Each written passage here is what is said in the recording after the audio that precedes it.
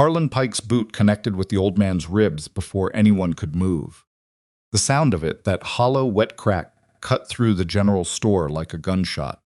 Elias Ellsworth hit the plank floor hard, one arm thrown out to catch himself, and the ledger he'd been clutching skidded across the boards and stopped against the foot of the counter. Pike stepped over the old man like he was a piece of furniture, picked up the ledger. He didn't even look down. "You should have taken the money when I ought to," Pike said, and his voice was the kind of calm that's worse than shouting. He turned to the two men flanking the door. "Burn the kitchen records. Leave the rest." Nobody in that store moved to help Elias Ellsworth off the floor. His daughter Mara was watching from the doorway, one hand braced against the frame, and she made herself remember every single face in that room. If you haven't subscribed to this channel yet, now is the moment, because this story is only getting started, and you do not want to walk in late. Hit that subscribe button, press like, and drop a comment telling me what city or country you're watching from. I read everyone, and I want to see how far this story travels. Now let's go back to where it all began. The August sun in Wyoming Territory had no mercy in it. It pressed down on the trail like a flat iron, and Mara Ellsworth had been walking under it for going on 6 hours, with nothing but a tin cup of water she'd refilled from a creek 3 miles back. Her feet had blistered through by mid-morning. She knew because she could feel the raw sting with every step, that specific kind of pain that starts sharp and turns into a dull, relentless throb once the body decides it doesn't have the energy to keep screaming about it. She kept walking. The satchel on her shoulder was heavier than it looked. Most people who passed her on the road, and a few had, a wagon with a family headed east, a pair of riders who didn't slow down, probably assumed she was carrying food. People always assumed that about her. A woman her size, traveling alone, the satchel must be full of biscuits and dried apples, something to sustain herself across the miles. It wasn't food. It was the thing that had gotten her father beaten and her family's boarding house stripped down to the walls and sold off under a fraudulent debt she still couldn't prove in a court of law. Not yet. Mara shifted the satchel strap to the other shoulder and kept her eyes on the fence line ahead. She'd been told there was a working ranch somewhere along this stretch of road Broken Spur. Somebody in the last town had said. Before they'd also said she ought to find herself a wagon and stop walking like she had somewhere important to be. She hadn't responded to that. She'd learned a long time ago that responding cost energy she couldn't spare. The gate came into view around a bend in the road. It was a working gate, not a decorative sun-bleached timber. Iron hinges gone orange with rust. A sign burned into the crossbeam that read Broken Spur in letters that had faded to near nothing. There was a water barrel beside the post. Mara stopped walking. She stood there for a moment, with the sun full on her back, and looked at that barrel. Then she set the satchel carefully against the gatepost gently, the way you'd set down something irreplaceable, and she lifted the ladle hanging off the side of the barrel and drank. The water was warm and tasted faintly of iron, but it was clean. She drank 2 ladles and then made herself stop, because her stomach had been mostly empty for 4 days, and she didn't trust what would happen if she rushed it. She was refilling the ladle a 3rd time when she heard boots on dry ground. "That barrel's for the horses." The voice wasn't hostile. Flat. The kind of flat that comes from a man who spends most of his day talking to animals and equipment, and has mostly given up expecting anything interesting from human beings. Mara turned around. The man standing about 20 feet from her was somewhere in his late 30s, broad in the shoulder, wearing a work shirt with the sleeves rolled to the elbow and a hat that had seen better decades. He had a face that looked like it had been left out in the weather, on purpose creased around the eyes, jaw set at an angle that suggested he ground his teeth in his sleep. He was looking at her with an expression that wasn't quite suspicion and wasn't quite curiosity. It was closer to assessment. "I know," Mara said.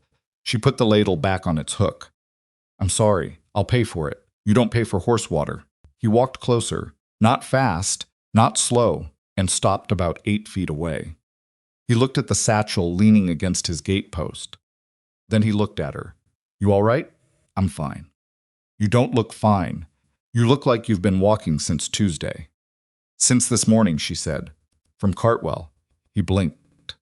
"Cartwell's 14 miles, I'm aware." He was quiet for a moment. The kind of quiet that does actual thinking in it. You got somewhere to be?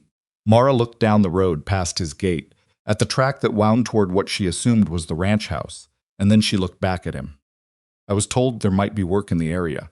Domestic work, cooking, that kind of thing. She paused. I was going to ask at the ranch house. You're at the ranch, he said. I'm Gideon Vance, Mara Ellsworth. He nodded once. Come up to the house. It's cooler in the shade. I don't need. I didn't ask what you need. He picked up her satchel before she could reach for it and turned toward the gate. You can have some water inside, the kind that's not for horses. Mara hesitated for just a second. She was not accustomed to people picking up her things. She was not accustomed to people walking ahead and assuming she'd follow without an argument. But her feet were burning, and her head had started to swim somewhere around the last mile, and the smell coming from somewhere near the main building beef, something slow-cooked, bread still warm from an oven, hit her like a physical thing. Followed. The ranch house was solid construction, nothing fancy, a long covered porch with a bench along the front and a water pump at the corner. A bunkhouse sat about 50 yards off to the east, and from it came the sounds of men low talk, the clank of metal, boots on wood flooring. A barn beyond that. 2 horses in a near paddock watching her with the kind of blank interest that horses specialize in. Gideon set her satchel on the porch bench and went to the pump. He worked the handle until the water ran and filled a tin cup and held it out to her. Mara took it. She drank it slowly, standing on the porch steps, watching him watch her. You said domestic work, he said. What kind? Cooking. Supply management. I can keep accounts. She paused. I ran a boarding house for 3 years. Before what? She looked at him steadily. Before I was walking. He accepted that without pressing it. He pulled out the bench chair from the side table on the porch and sat down and leaned his forearms on his knees, and he looked at her in that assessing way again. Not unkind, just thorough. I've got 12 men to feed, and a cook who quit in June in a kitchen that's been run on resentment and cornmeal since then, he said. I've also got a ledger full of supply charges I can't make sense of, and a garden that's more weed than vegetable at this point. He tilted his head. You said you can keep accounts? I can. You got references? Not ones I can hand you today. He nodded slowly. He was quiet again for a moment, doing that thinking quiet thing. Then from inside the house, through the open door, the smell of beef stew rolled out strong and unmistakable, and Mara's body betrayed her before she could stop it. Her eyes went to that door and stayed there for a half-second, too long before she pulled them back. She looked at him. He was looking at her face. When did you eat last? He asked. I'm not. She stopped. Started again. I'm not asking for food, Mr. Vance. I'm asking about work. I know what you're asking for. His voice hadn't changed. Still flat, still even. I'm asking a different question. When did you eat last? The silence between them stretched out about 3 seconds too long, and in those 3 seconds Mara made a calculation. She'd made this calculation before, in other towns, at other doors. Calculation was simple. If she said the truth, one of 2 things happened. Either they looked at her full figure, her wide hips, the roundness of her face and arms, and they laughed. Or they looked suspicious. Or they said something that was meant to be funny and wasn't. Or they looked at her with pity, which was almost worse, the kind of pity that has judgment built into the floor of it. Yesterday, she said. It wasn't entirely a lie. She'd had half a biscuit someone had left on a fence post outside of a farm the day before. She'd stood there looking at it for a full minute, wondering if someone had left it on accident or on purpose before she'd eaten it in 2 bites and kept walking. Gideon Vance looked at her for a long moment. Then he stood up. Come inside, he said. Mr. Vance, I'm going to put supper in front of you, he said. And he said it the same way he'd said everything else, no drama in it, no performance of generosity. Like it was simply the next logical thing. After that, we can talk about work. But I'm not going to have a conversation about employment with a woman who's swaying on my porch steps. So, come inside. Mara opened her mouth, closed it. She picked up her satchel and went inside. Kitchen was at the back of the house, and it was large enough to have served a family twice the size of one man living alone. There was a long work table down the center, a cast iron range on the west wall, Shelving along the north side that was stocked unevenly, plenty of cornmeal and salt, some dried beans, a few jars of preserved goods that looked like they'd been there since the previous winter. The stew on the range was from the bunkhouse cook, she realized. Someone had brought a pot over. It smelled of bay leaf and slow-cooked meat and onion and something else she couldn't identify that made her jaw ache. Gideon ladled a bowl without asking and set it on the table. Cut 2 thick slices of bread from a half loaf sitting wrapped in cloth on the counter and put those beside the bowl. He poured a glass of water from the pitcher on the shelf. Then he sat down on the other side of the table, picked up a cup of coffee that had apparently been sitting there before she arrived, and drank it. He didn't watch her eat. He looked at the table, at his coffee, at a spot on the wall behind her head. He made it easy for her to not be watched. Mara sat down. She put her satchel on the floor beside her chair, picked up the spoon. She ate slowly, which cost her something, because every instinct she had was screaming at her to eat fast before someone came in and took it away, or told her she didn't deserve it, or said something she'd have to carry around for another 6 months. She made herself eat slowly. She made herself not look at the bread between bites. She made herself breathe. It was the best thing she'd eaten in 4 days, and she was aware, distantly, that she was trying not to cry about it. When the bowl was half empty, Gideon refilled it without asking. He just picked up the ladle and refilled it and sat back down. "The work," Mara said, when she'd eaten enough that her hands had stopped shaking. "Tell me what you actually need." Gideon set his coffee down. "Cook for 12 men, 3 meals a day, manage kitchen inventory. I'll pay you $32 a month, room and board included. There's a room off the back of the kitchen, had a housekeeper use it some years ago. It's empty now." 32, she repeated. "That low? That's fair." She paused. "You said accounts, my supply ledger." He pushed back from the table and went to a shelf near the door and came back with a battered cloth-bound ledger that he set in front of her.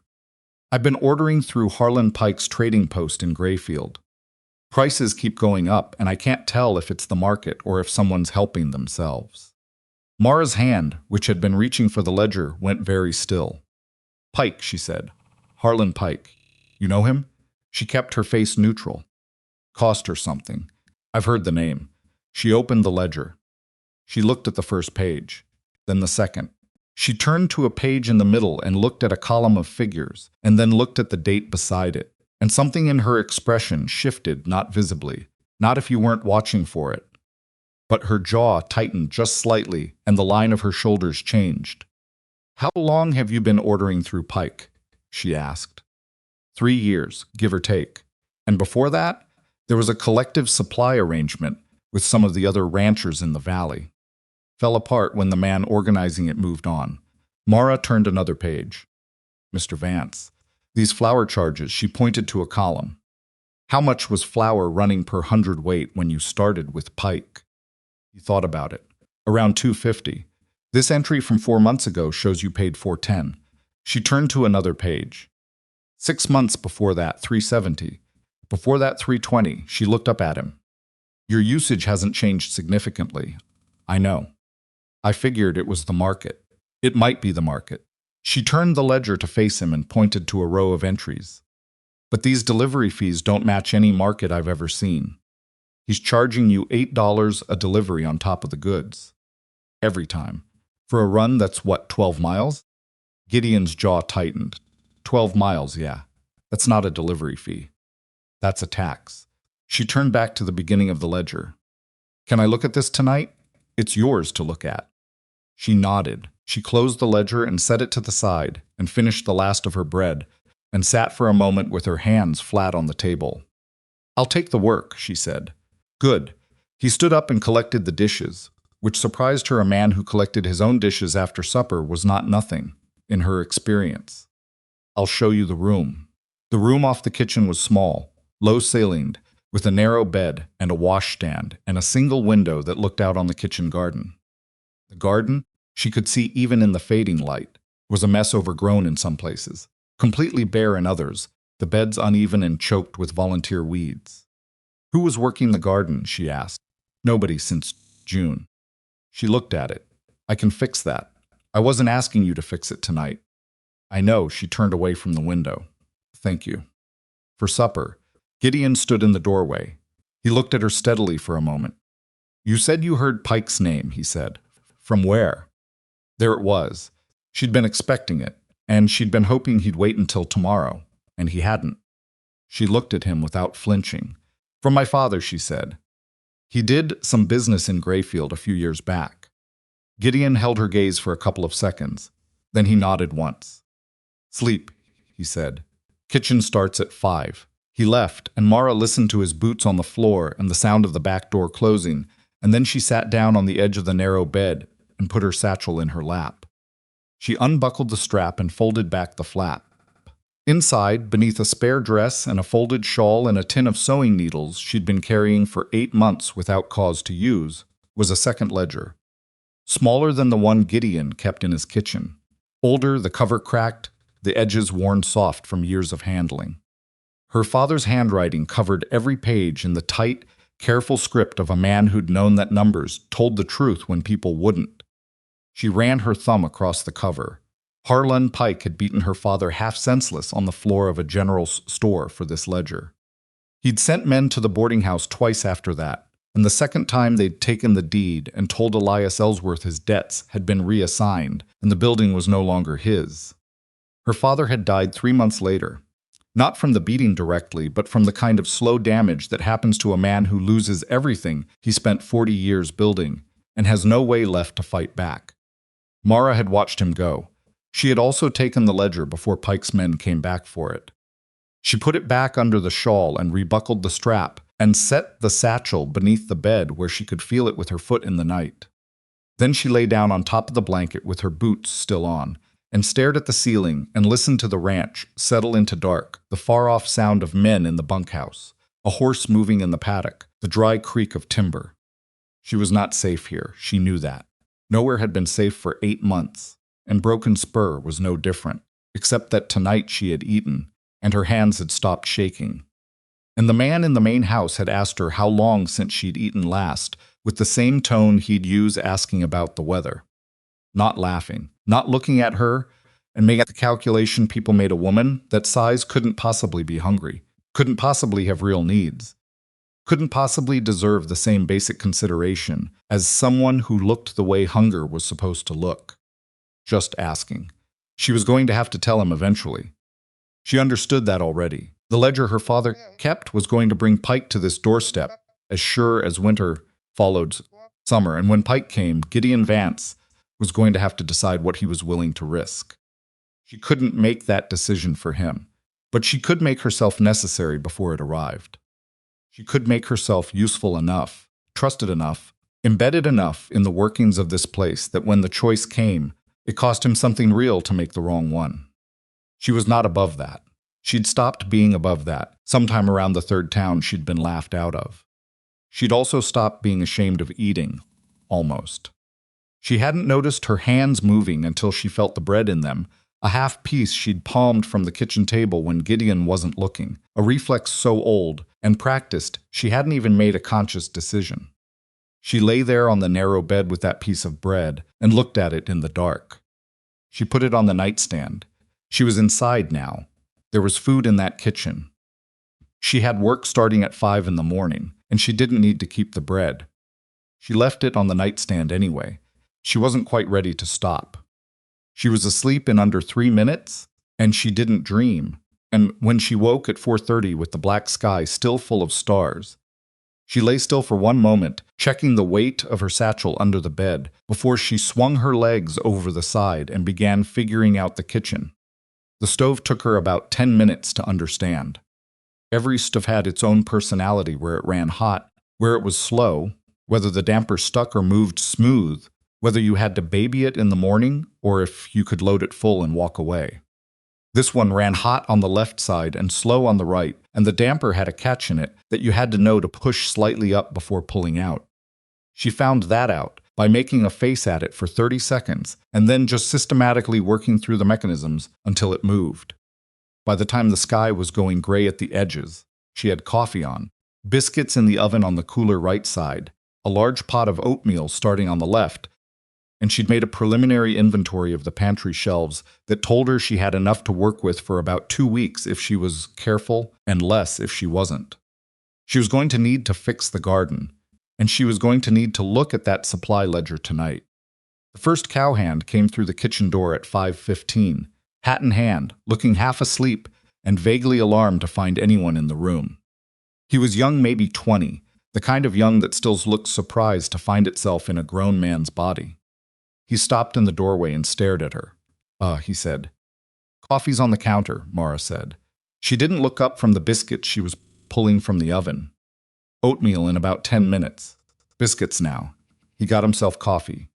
Stood there drinking it and watching her move around the kitchen with the look of a man recalibrating some assumption he hadn't known he was making. You the new cook? He finally asked. I'm the person making your breakfast. Close enough. She set the biscuit pan on the table. What's your name? Eddie. Eddie. You know how the kitchen garden was laid out before it went to weeds? He blinked. Some of it, I guess. I helped plant it 2 years back. Good. After breakfast, before you start your day, you're going to show me what was where. Mr. Vance didn't say. Mr. Vance hired me to manage the kitchen, she said evenly. The garden feeds the kitchen. So the garden is mine. She looked at him directly, not unkindly, but without any give in it. Does that need to come from him directly, or can you take my word for it? Eddie looked at his coffee, then at the biscuits. I can take your word for it, ma'am. 3 more hands came in over the next 20 minutes, and then 2 more after that, and by the time Gideon appeared in the doorway at 5:45, there were 6 men at the kitchen table working through oatmeal and biscuits with the specific silence of people who are eating something better than what they expected. Gideon stopped in the doorway and looked at the table and then looked at Mara. She handed him a cup of coffee without being asked. Garden, she said quietly. I need Eddie to show me the layout this morning before the heat sets in. That all right with you? Gideon looked at Eddie, who suddenly found his oatmeal very interesting. Fine, he said. And your supply ledger. I looked at it some last night. She kept her voice down. I want to go through it properly tonight, the whole thing. I think you've got a problem. Gideon's eyes sharpened. How bad, I don't know yet. Could be sloppiness. Could be something else. She refilled his coffee. Tonight. He nodded. He sat down at the end of the table with the men and ate his breakfast, and Mara stood at the range and made a second batch of biscuits. Because the first was gone in 12 minutes, she counted heads and counted portions and began building. Automatically, the mental architecture of what it would take to feed these men for a month on what was currently on those shelves. It was going to be tighter than she'd have liked. The 6 remaining hands filtered in over the next half hour. 2 of them older men, faces like weathered leather, the kind of range hands who'd been doing this since before Mara was born, looked at her and said nothing. One of them got his coffee, sat down, ate his food, and left without making eye contact. The other, a heavy-set man named Croft, who she'd learned later had been on the Vance Ranch since Gideon's father's time, looked her up and down with a slow, deliberate assessment that wasn't exactly rude, but wasn't not rude either. You do the cooking? He said. That's the idea. She set a plate in front of him. He looked at the biscuits. He looked at her. You know anything about cooking for ranch work, or just boarding house style? I know how to cook for men who work hard and need to not be hungry by noon, she said. Is that sufficient, or would you like to continue the interview? Croft picked up a biscuit, ate it, looked at the pan. Took another. Sufficient, he said. She didn't smile. She turned back to the range. But she filed him away, Croft. Skeptical, old ranch hands, probably saying worse things to the other men when she wasn't in earshot. She'd handle that the same way she handled everything. Not by arguing, by giving him nothing to argue with. The morning was long and hot and full of work, and Mara moved through it with the efficiency of someone who'd spent years figuring out how to accomplish more than should be possible with what's available. She got the garden tour from Eddie. It had been a good kitchen garden once. She could see the bones of it, the beds well positioned for the sun, the fence solid enough to keep rabbits out if it were actually maintained. It would take 2 weeks of consistent work to bring it back. She didn't have 2 weeks to spare today, but she started pulling weeds at the front bed while Eddie stood beside her and told her what had been planted where. And by the time she went back inside, she had a plan. She also, in the back of her mind, the whole time, was working through numbers. Pike's numbers. By evening, she had them mostly sorted. She sat at the kitchen table after supper was done, and the men had gone, and Gideon came in and poured himself the last of the coffee and sat across from her, and she turned the supply ledger toward him and pointed. "Here," she said, 3 separate delivery fees in the same month, October of last year. You only ordered twice. Gideon leaned forward. "What's the third one?" "There isn't a third delivery. There's just a third charge." She turned the page. "Here, this bushel count for oats. You're charged for 40 bushels.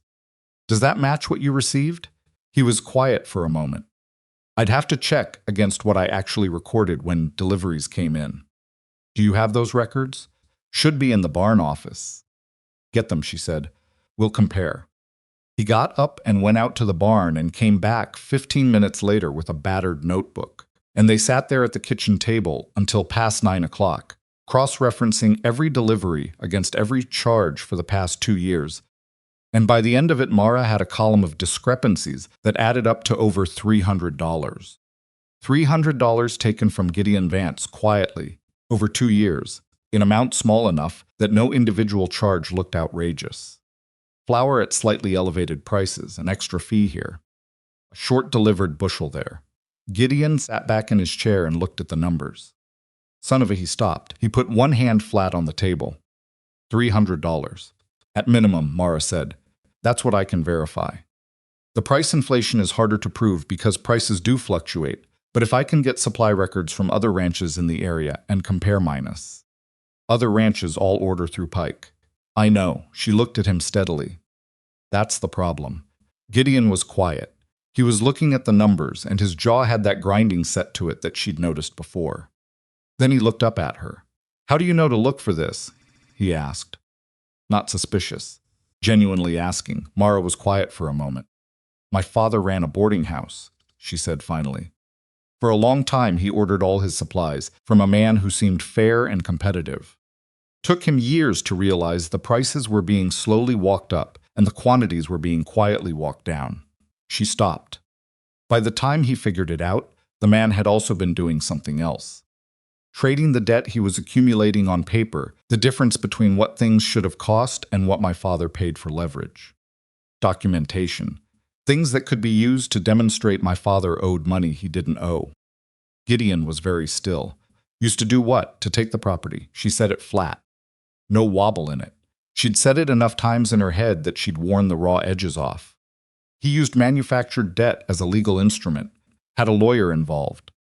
By the time my father had a chance to fight it, it was in front of a property judge, and the paperwork looked airtight.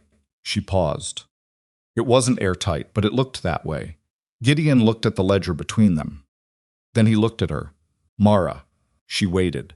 "Is that what you're running from?" he said. "Is Pike the man who took your father's property?" She held his gaze. 1 second. 2. "I'm not running from anyone," she said. "I'm looking for work." Gideon didn't push it. He looked at the ledger. He looked at the column of discrepancies she'd written out in her clean, careful hand. And then he did something she hadn't expected. He picked up her list and folded it and put it in his shirt pocket. "Tomorrow," he said, "I'm going to ride out to the Calver place in the Ames spread and see if they'll let me look at their supply ledgers. They'll ask why. I'll tell them the truth, that I think Pike's been skimming." He stood up and took his coffee cup to the counter. "If I'm right, I'm going to need to do something about it. And I'm going to need someone who can manage the numbers end of that." He looked at her. "That going to be a problem for you, given who Pike is to you?" She thought about it, about the ledger under her bed, about her father on the floor of that general store. "No," she said. "That's not going to be a problem for me." He nodded once. "Go to sleep," he said. "You've been up since before 5. After he was gone, she sat for a while, at the kitchen table in the lamplight, her hands wrapped around the empty coffee cup, listening to the ranch in the dark. Somewhere outside, far down the valley road, she thought she heard the sound of horses. It might have been nothing, wind or the paddock horses moving along the fence. She sat there and listened until she was sure it was nothing. Then she blew out the lamp, picked up her satchel, and went to bed. She left the bread on the nightstand again. She was working on it. The bread was still on the nightstand when she woke up. She looked at it for a moment in the gray pre-dawn light, that small piece of leftover biscuit sitting there like a question she hadn't finished answering, and then she got up, washed her face at the basin, and put it in her apron pocket. Not to eat it, just to stop looking at it. The kitchen was cold at 4:30 in the morning, and the stove took its usual coaxing, that specific upward push on the damper catch before it would cooperate. And Mara stood over it in the dark and waited for the iron to heat and thought about the numbers she'd found in Gideon's ledger. $300, at minimum. And that was just one ranch, just 2 years, just the discrepancy she could verify against actual delivery records. If Pike had been running this same operation across every ranch in the valley, and she had no reason to think he hadn't, the number was something else entirely. She put the coffee on and started the biscuits, and did not let herself think about what happened to her father when he started adding up similar numbers. Eddie was first through the door again, same as yesterday, still wearing that slightly startled expression that seemed to be his natural state before 8 in the morning. He got his coffee and stood by the counter, drinking it, and watching her work with the kind of open, uncomplicated curiosity that she'd stopped finding annoying somewhere around the second cup. "You always up this early?" he asked. "Kitchen starts at 5. "Yeah, but it's 4:40. "Then you're early too." She slid the biscuit pan into the oven. "Hand me that bowl." He handed her the bowl without arguing and went back to his coffee. And there was something almost restful about it, a young man who did what he was asked without making it complicated. She'd forgotten that people like that existed. The last 8 months had been full of people who made everything complicated. By the time the sun was properly up, and the men had cycled through breakfast and gone out to their work, Mara was already in the garden, with a hoe she'd found hanging in the barn. The weeds had taken the beds down to almost nothing, but the soil beneath was still good dark and loamy, not the dried-out hardpack she'd expected. Someone had tended this ground well once. She could feel it in the way the hoe moved through the earth.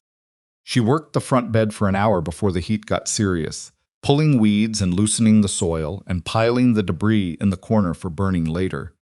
And she was so focused on the work that she didn't hear Croft until he was practically beside her. "Hoe's too wide for that bed," he said. She stopped and looked at him. He was standing at the garden fence with his thumbs hooked in his belt, squinting at what she was doing with the expression of a man who has opinions. "I know," she said. "I haven't found a narrower one yet." "Barn.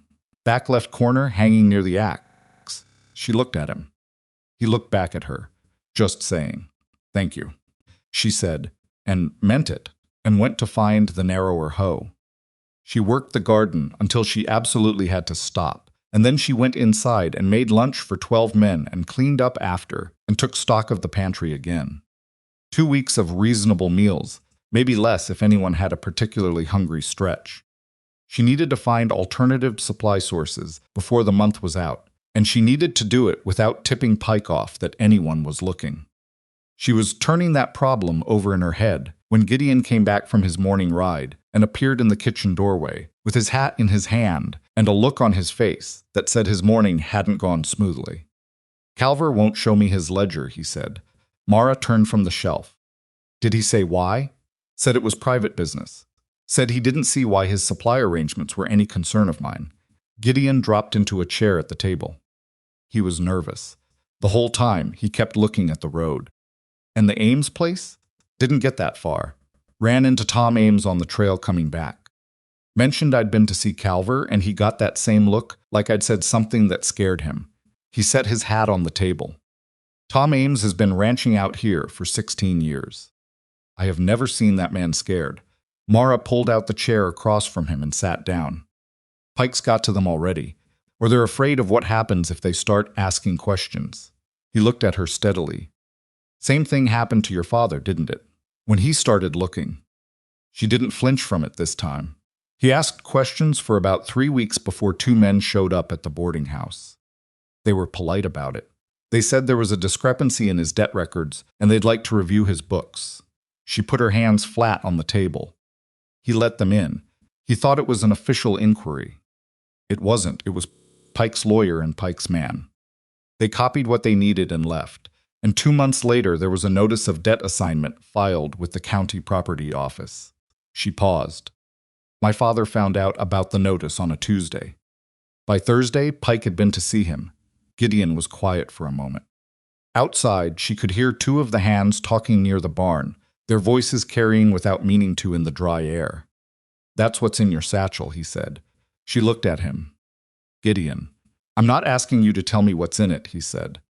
I'm just saying. I'm not blind. He picked up his hat and turned it in his hands.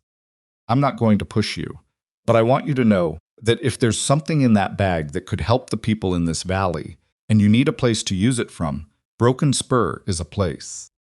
She held his gaze for a long moment. Something moved through her that she didn't have a clean name for not trust exactly. Not yet.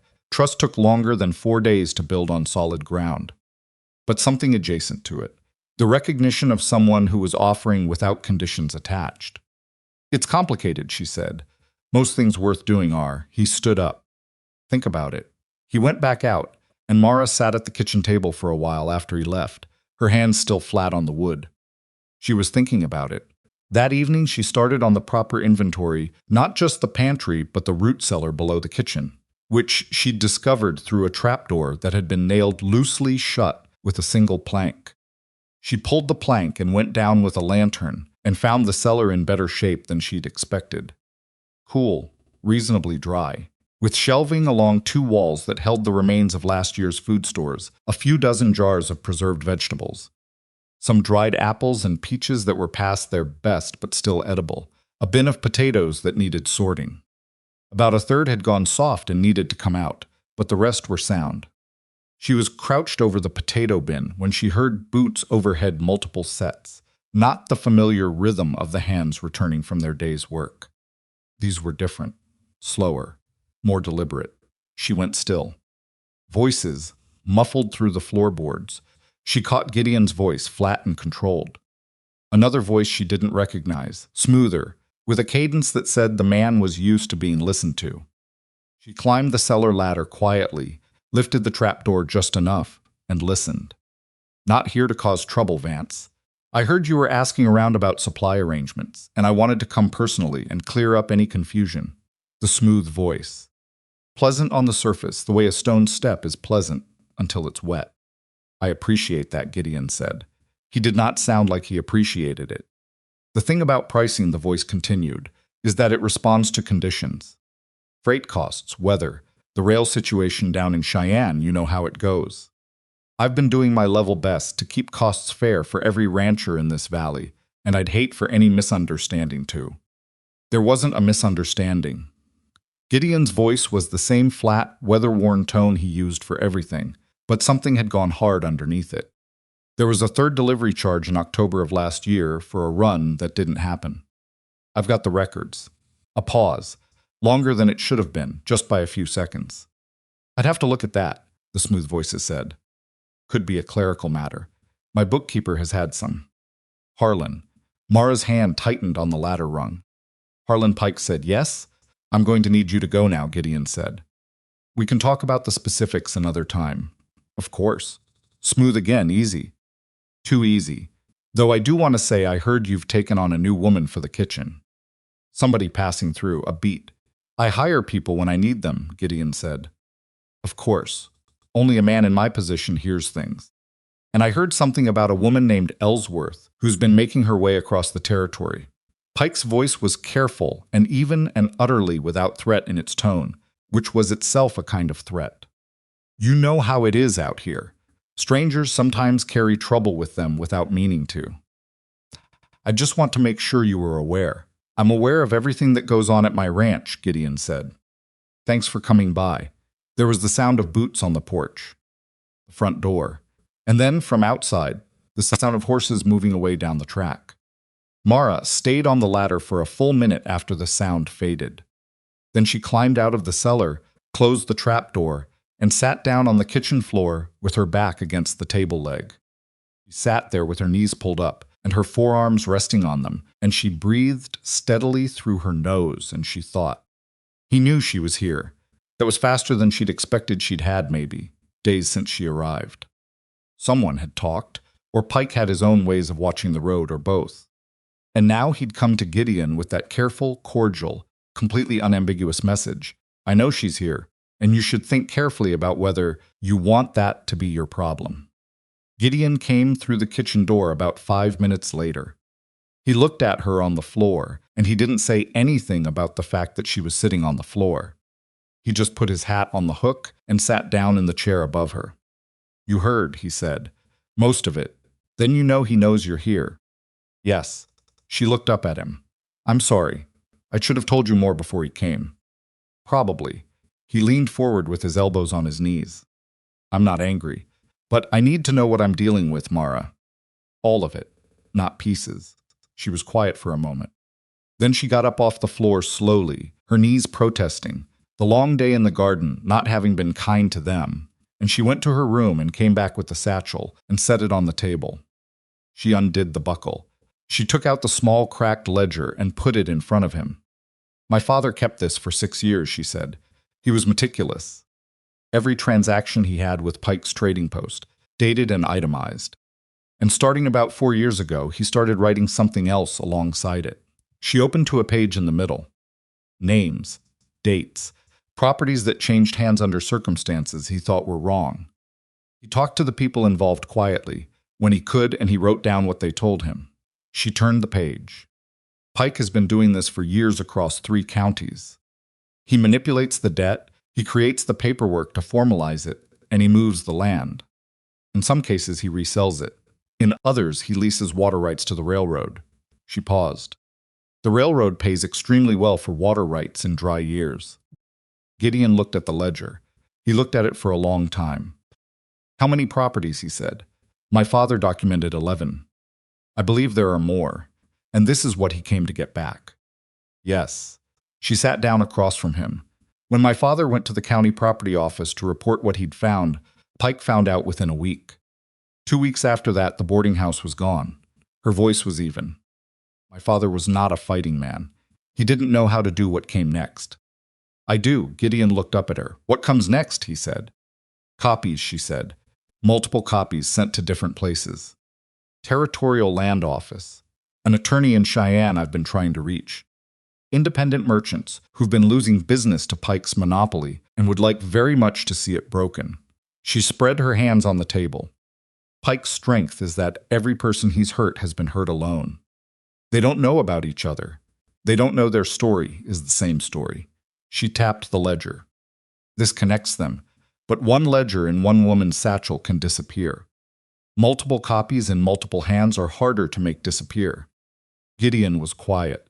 The stove ticked as it cooled. Outside, one of the horses whinnied at something and then went quiet. What do you need from me, he said. A place to work, she said. Time. She paused. And I need you to understand that when he comes back, because he will come back, it may not be with a smooth voice and a social call. It may be with something less pleasant. I've handled less pleasant. I know. She looked at him steadily, but your supply line runs through him. If he decides to cut Broken Spur off from flour and feed and medicines, then I'll find another supply line. He said it simply. Like it was a logistics problem and not a threat to his ranch's survival. That what you're worried about? That I'll hand you over to keep my prices reasonable? She held his gaze. I've been handed over before, by people I had no reason to expect would.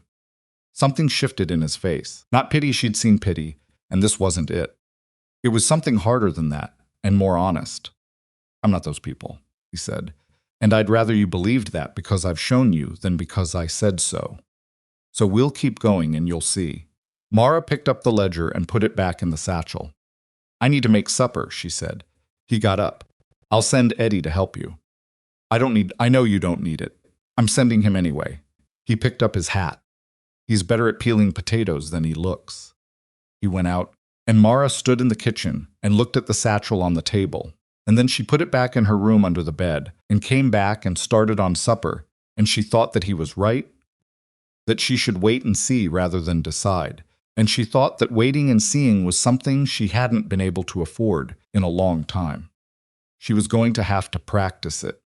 Eddie appeared 15 minutes later, rolling up his sleeves, and she handed him a knife and a pile of potatoes and told him what size, and he got to work without a single comment about whether this was his job or not, which she appreciated more than she could have explained to anyone. "Croft say anything to you?" she asked, after I'd worked in silence for a few minutes. Eddie didn't look up from the potatoes. "About what?" "About me." He was quiet for just slightly too long. "Eddie. He said some stuff," Eddie said. "Nothing too bad." Just shrugged. "You know how it is. New person. He doesn't know you yet." "What kind of stuff?" Another pause. He was clearly deciding how honest to be. "He said he wasn't sure a woman He stopped. "My size," she said. "Yeah," he said it quietly, not unkindly. "He said he wasn't sure someone your size could handle the work long term. That it'd be too hard in the heat and you'd wear out." He glanced at her. "I told him you'd been up before 5 every morning and you spent 3 hours in the garden in direct sun and you still made supper." He didn't say much to that. Mara was quiet for a moment. She kept her hands moving on the stove. "He's not entirely wrong," she said. "It's harder. In the heat." She didn't look at Eddie. "But harder isn't impossible, and I've been doing impossible for a while now, so harder is actually a step in the right direction." Eddie blinked at that. Then slowly he grinned. "Yes, ma'am." She didn't smile back, but she came close. Supper that night was better than the night before. She'd had the full day to understand the stove and the pantry, and she'd put together a beef and potato stew that used the bones from yesterday's roast for broth and stretched a smaller amount of actual meat into something that tasted substantial. She'd made a pan of cornbread on the right side of the oven, where the heat ran slow and steady, and it had come out even and solid rather than scorched on the bottom. The men ate in near silence, which she'd learned was a compliment. After, when the table was cleared and the kitchen clean, she sat with Gideon's supply ledger again at the corner of the table and wrote out the discrepancies on a clean sheet of paper in organized columns. Every short delivery, every extra fee, every price jump that didn't track with market movement. She did the math twice and came out in the same place both times, $340 over 2 years. When she finally went to bed, she lay in the dark and thought about the other ranches. Calver and Ames, too nervous to talk. How many others like them, absorbing small losses month by month, year by year, until the losses stopped feeling like theft and started feeling like weather? Just the cost of living out here. Just the way things were. That was the thing about what Pike did. He calibrated it carefully, never enough to be unmistakable. Always just enough to be explained away. She turned over on the narrow bed and stared at the wall. The next 2 weeks moved fast and hard, the way ranch work always did when there was a backlog to clear.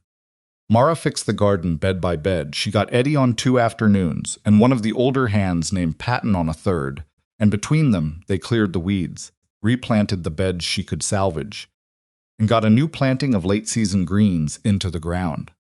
It wouldn't help with this month's meals, but it would matter come September and October when fresh vegetables got expensive and difficult to source.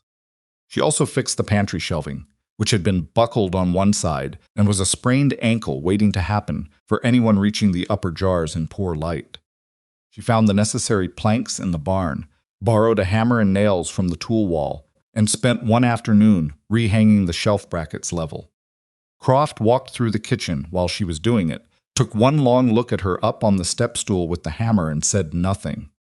But the next morning she found a longer level on the kitchen table, with no explanation. She used it. She was fixing them, not with speeches or arguments, or asking them to rethink their assumptions. Just fixing them, removing every reason they had for doubt, one task at a time. It wasn't lost on her that this was the same strategy she needed to use on the larger problem. She was 3 weeks into the work when Gideon came back from a neighboring ranch with a look on his face she hadn't seen before.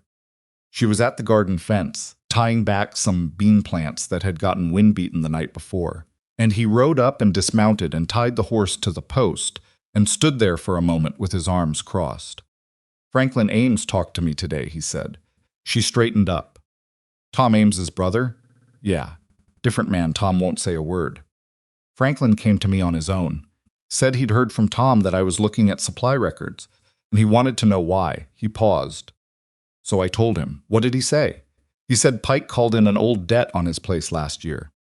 Said the debt was for supplies Franklin swore he'd already paid. He fought it for 3 months and then gave up because the paperwork Pike had looked right, and Franklin didn't have his own records organized well enough to prove otherwise. Gideon's jaw was set. He lost 12 acres of bottomland. Mara went still. Bottomland in this valley was the most valuable ground there was close to water, flat, productive. He lost it to who, she said.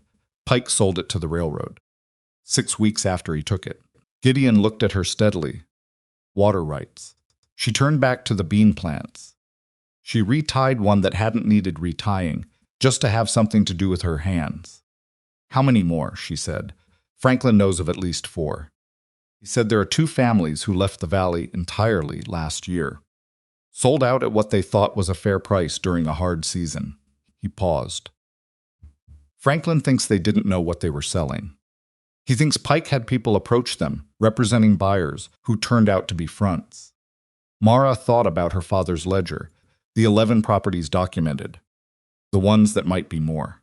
Will Franklin talk to others? She said. If there were a meeting, I don't know. He's scared. He lost the bottomland, he's got a wife and 3 young children, and he's not sure what happens if he makes trouble, and Pike decides to make trouble back. Gideon looked at her. But he's angry. Anger and fear in the same man is something you can work with, sometimes. She nodded slowly. There's a woman named Harriet Calver, she said. At the Calver place. I don't know her, but Eddie mentioned she used to run the supply ordering before her husband took it over. He said she was sharp. She looked at Gideon.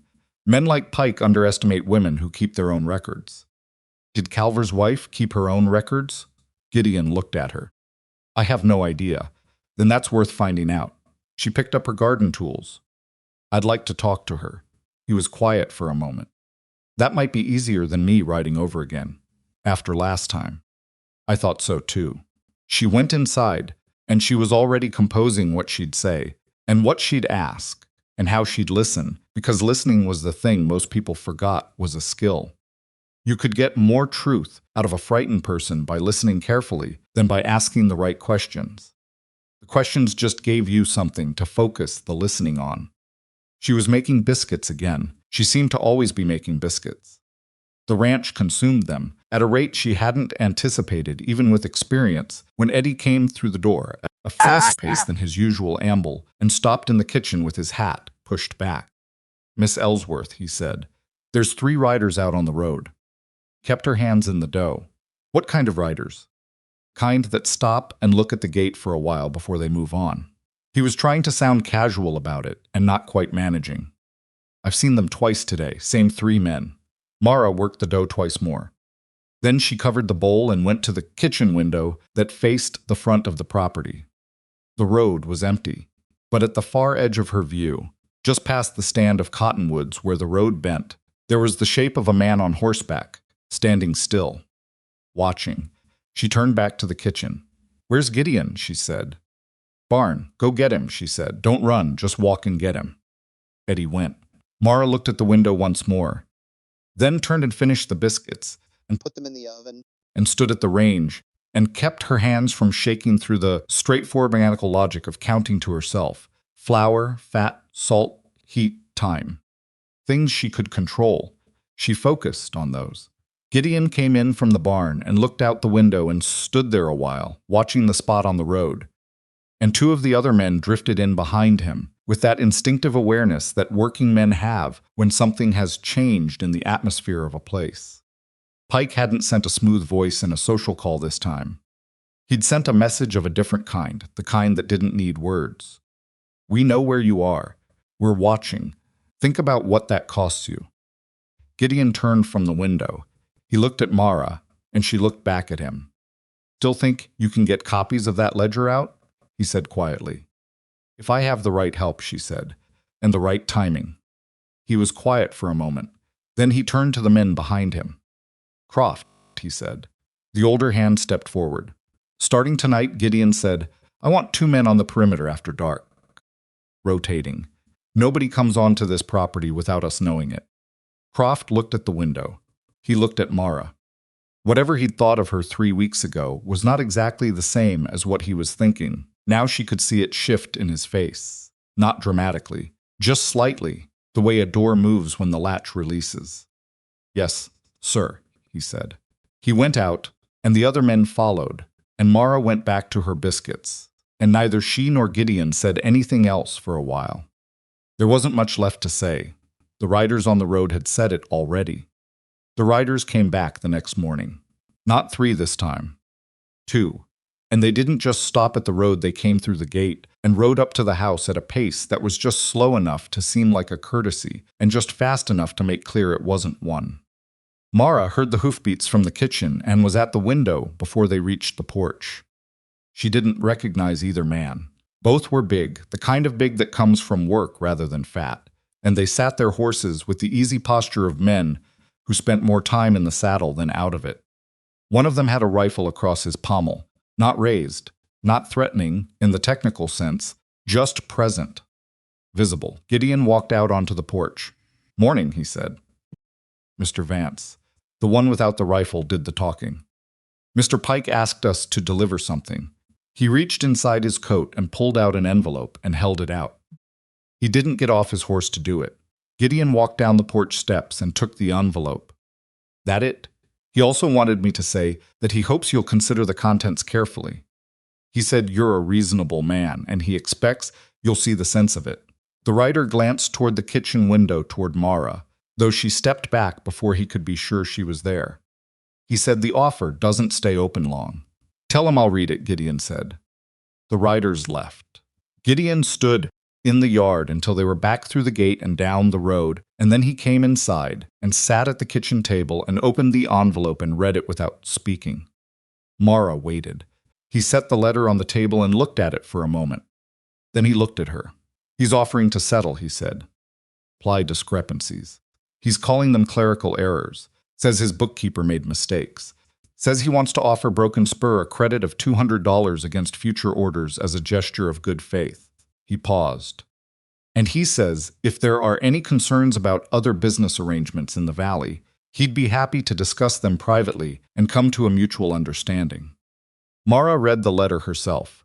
It was beautifully written, smooth, reasonable, the language of a man who had spent years learning exactly how to be threatening without saying anything that could be quoted against him in a legal proceeding. Mutual understanding, gesture of good faith.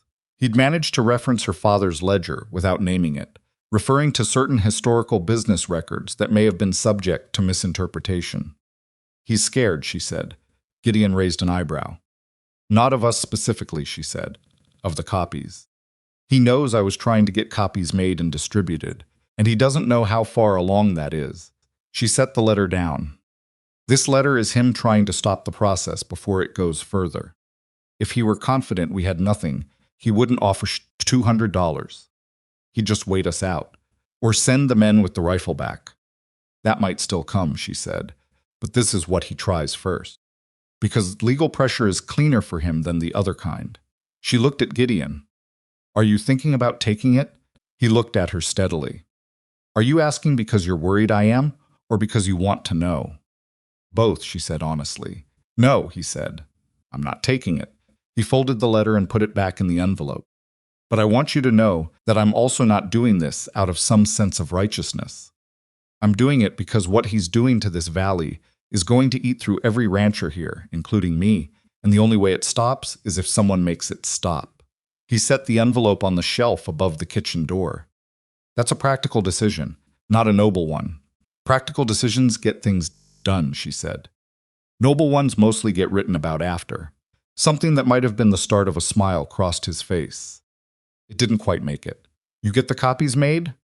"2," she said. "Sent them with a freighter out of Cartwell 10 days ago.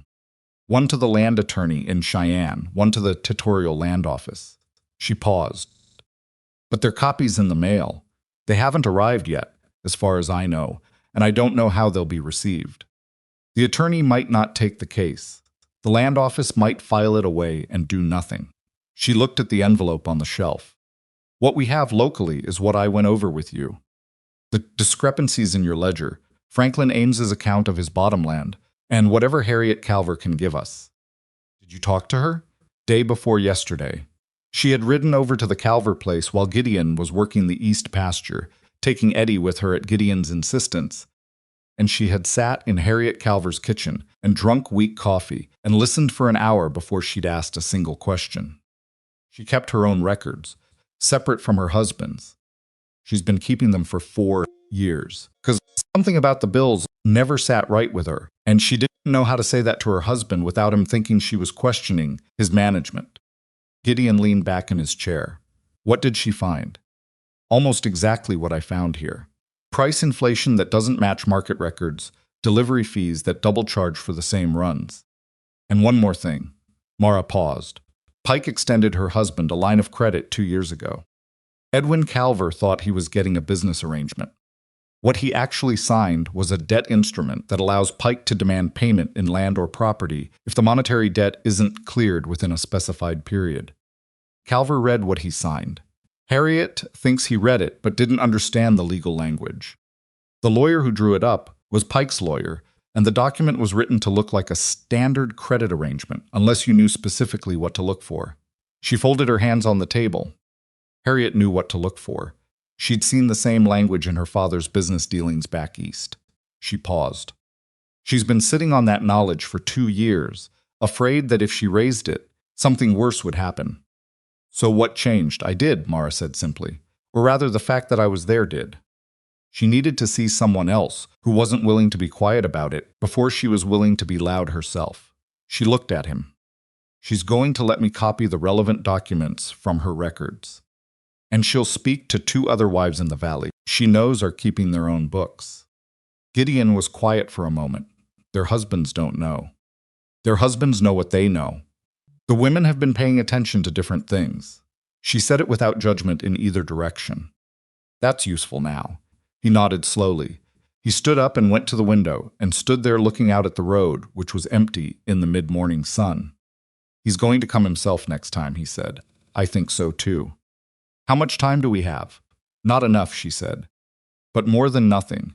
She was right on both counts, as it turned out. They had 9 days. Those 9 days were the most concentrated stretch of work Mara could remember since the year the boarding house's water pipes had burst in February, and her father had been laid up sick, and she'd run the whole operation alone for 3 weeks at 19 years old. She rode to Harriet Calver's twice and copied documents until her hand ached. She wrote up a clean summary of the supply discrepancies she'd found across the 3 ranches she had records from, laid it out in plain language that a layperson could follow, and made 4 copies by hand because that was the only way to make them. She organized Franklin Ames's account into a written statement and got him to sign it, which had taken a full afternoon of sitting in his kitchen while he went back and forth between wanting to help and being afraid of what helping would cost him. In the end, it was his wife Margaret who had said quietly, from the corner where she'd been mending a shirt throughout the whole conversation, Franklin, sign it. And he had. She also, in whatever time was left around those tasks, ran the kitchen, fed 12 men 3 times a day, kept the pantry inventory current, tended the garden beds that were starting to show real progress. The greens she'd planted were coming up, small but steady, and fixed a crack in the kitchen window frame that had been letting in night air and would become a serious problem once temperatures dropped.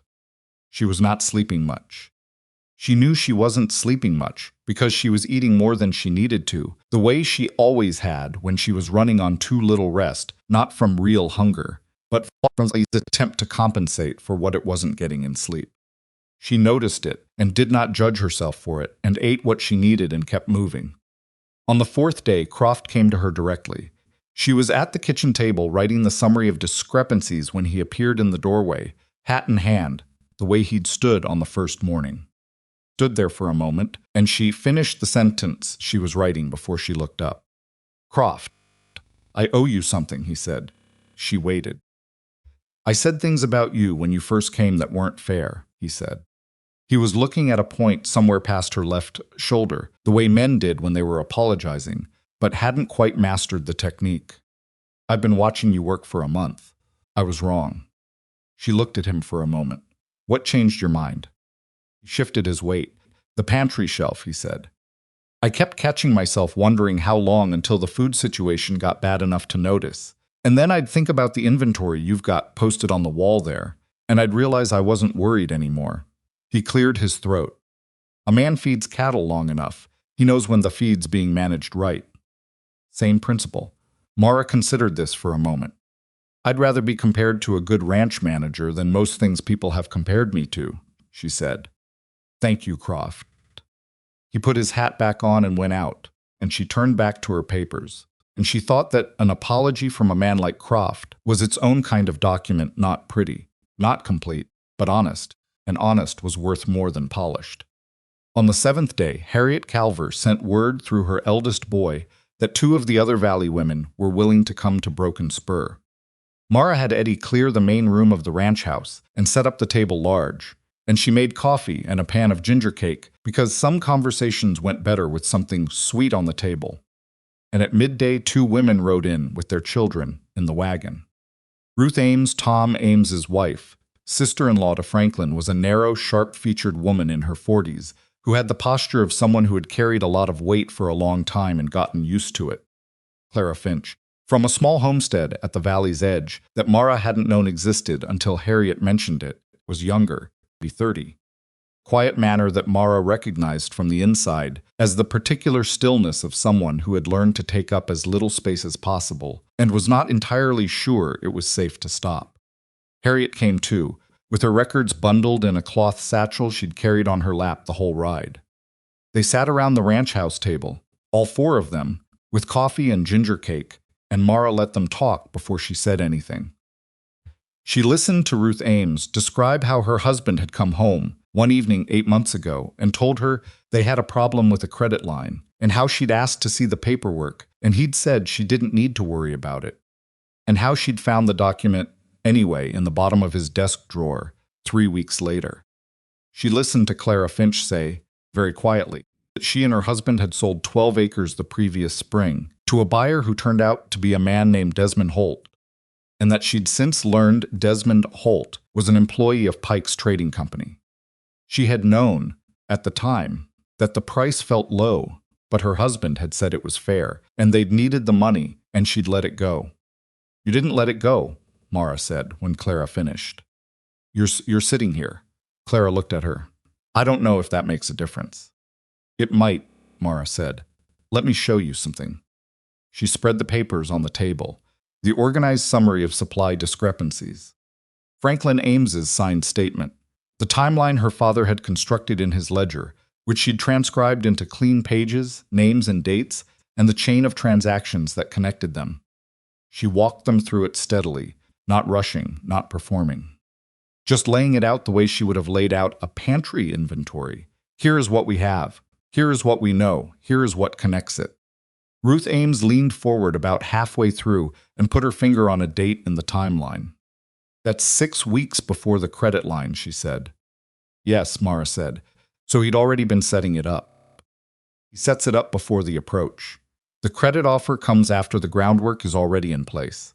She looked at Ruth. Your husband didn't walk into a bad deal by being careless. He walked into something that was built to look like a good deal until it was too late to walk back out. Something shifted in Ruth Ames's face, not relief exactly.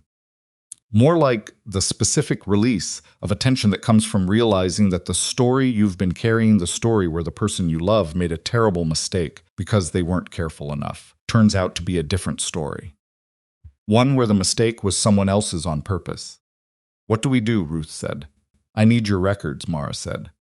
Whatever you have, receipts, invoices, the credit document itself if you can get it. And I need you to be willing to have your name on what I'm sending to the Territorial Land Office. She paused. That's not without risk. I want you to understand that before you say yes. Clara Finch looked at the table. What kind of risk? Pike has shown, with my father, that he responds to people who threaten his arrangements. He responds with pressure, financial pressure, legal pressure. She was quiet for a moment. I don't believe he'll respond with direct violence, because direct violence leaves evidence he can't manage.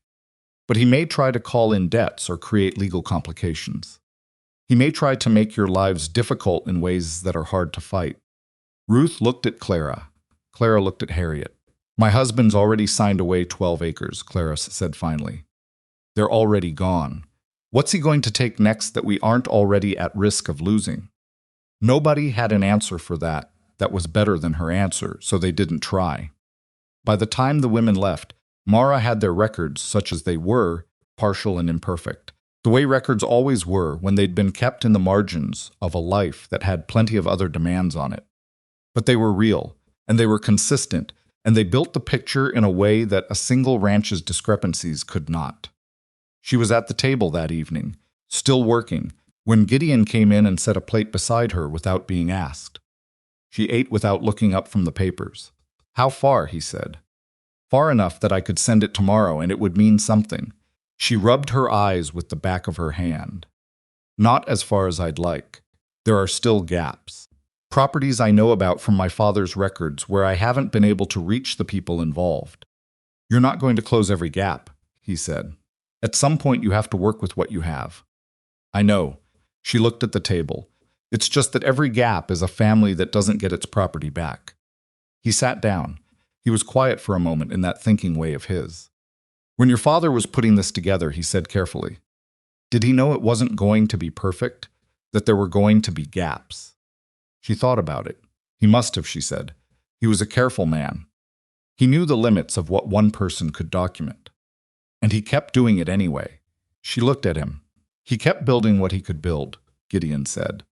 "Because something was better than nothing. Because a partial case is better than no case." He paused. He was right. She was quiet for a moment. Then she said, "He didn't get to see it do anything." "No," Gideon said. He didn't. He didn't try to make that softer than it was." "But you might." Mara picked up her pen and went back to work. On the 9th day, Harlan Pike came to Broken Spur himself. She heard him before she saw him, not because he was loud, but because Gideon's voice, coming from the front of the house, dropped into a particular register she'd come to understand, meant that something serious was happening, and he was making a specific effort not to show it. She wiped her hands on her apron and went to the hallway door that opened into the front room. Pike was not what she'd expected, which was probably the point. He was not large, not loud, not visibly threatening.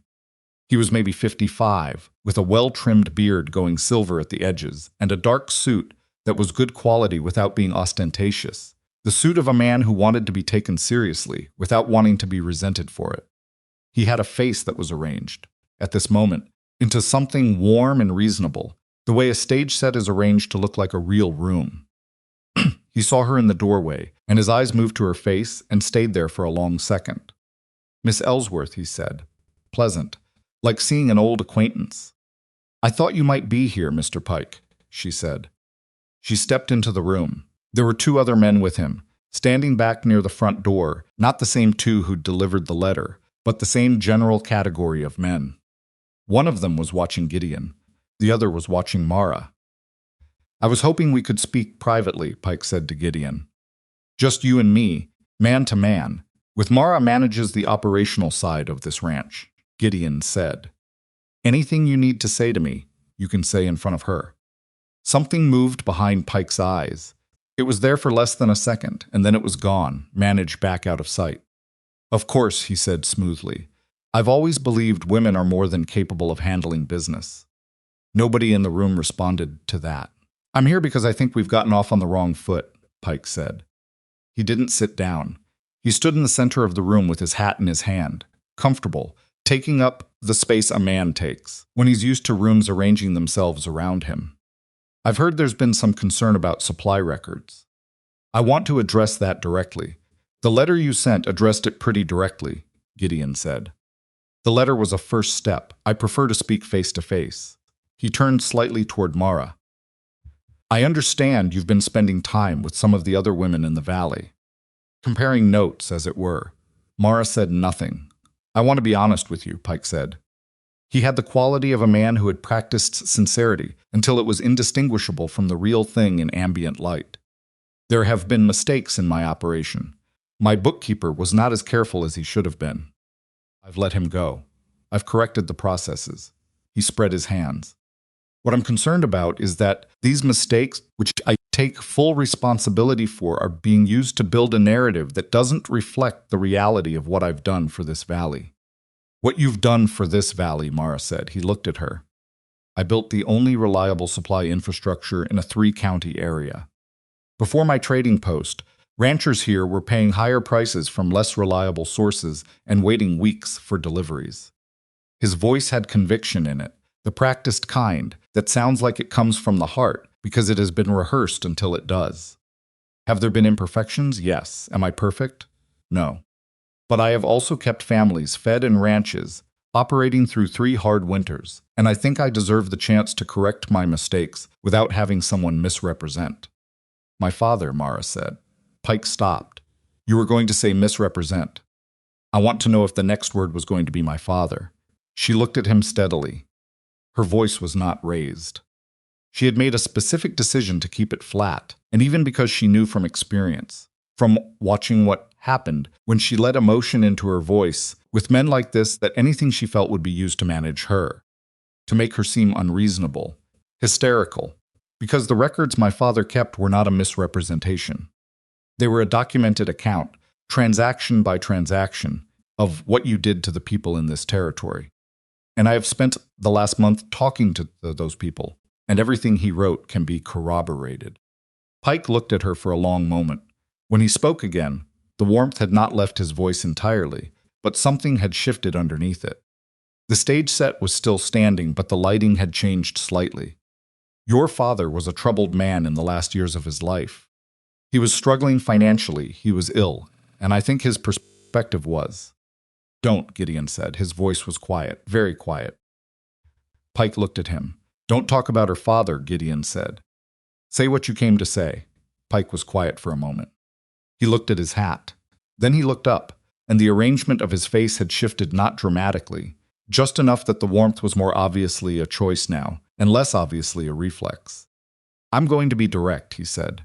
The ledger Elias Ellsworth kept is the property of his estate, and I have a legal claim to certain records contained within it relating to our business dealings. If Miss Ellsworth has those records in her possession, she is in violation of mine. It's not accurate, Mara said. My father's estate was settled before he died. His personal records, including his business documentation, passed to me. She paused. I had a lawyer review that point specifically before I left. I can provide the documentation.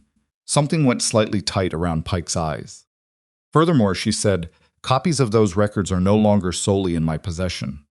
They were sent to the Territorial Land Office and to an attorney in Cheyenne 3 weeks ago. She watched his face. So if you've come here with the idea that recovering the original ledger resolves your problem, I want you to understand that it doesn't. The room was very quiet. One of Pike's men shifted his weight near the door, and Gideon's eyes went to him immediately, and the man went still again. You're making a serious mistake, Pike said. His voice was still controlled, still even, but the pleasantment of his face was gone now. What was under it wasn't rage, it was calculation, cold and precise. I have relationships with every supplier, every freight carrier, every feed merchant within 50 miles of this valley. If I decide that Broken Spur is a problematic account, then we'll buy elsewhere, Gideon said. There is no elsewhere. That's what you're not understanding. Pike's voice had taken on a patient, explanatory quality, the voice of a man explaining something obvious to someone who should be embarrassed not to have understood it. I am the supply infrastructure for this region. You can talk to independent merchants. You can send letters to Cheyenne. You can build whatever case you think you're building, and at the end of it, you will still need flour and feed and medicine. And when winter comes and the mountain pass closes, you will need it from someone who can deliver it, and that someone will be me, or nobody. He let that sit in the room. Unless, he continued, we can come to a mutual understanding today. I'm prepared to be generous. Credit on accounts, corrected pricing going forward, compensation for any verified discrepancies. He looked at Mara. And a settlement for the Ellsworth estate that closes the matter of your father's property claim. Fair settlement. Enough to give you a real start somewhere. Mara looked at him. She thought about her father on the floor of the general store. She thought about the boarding house, 40 years of her family's work, gone in a piece of paperwork.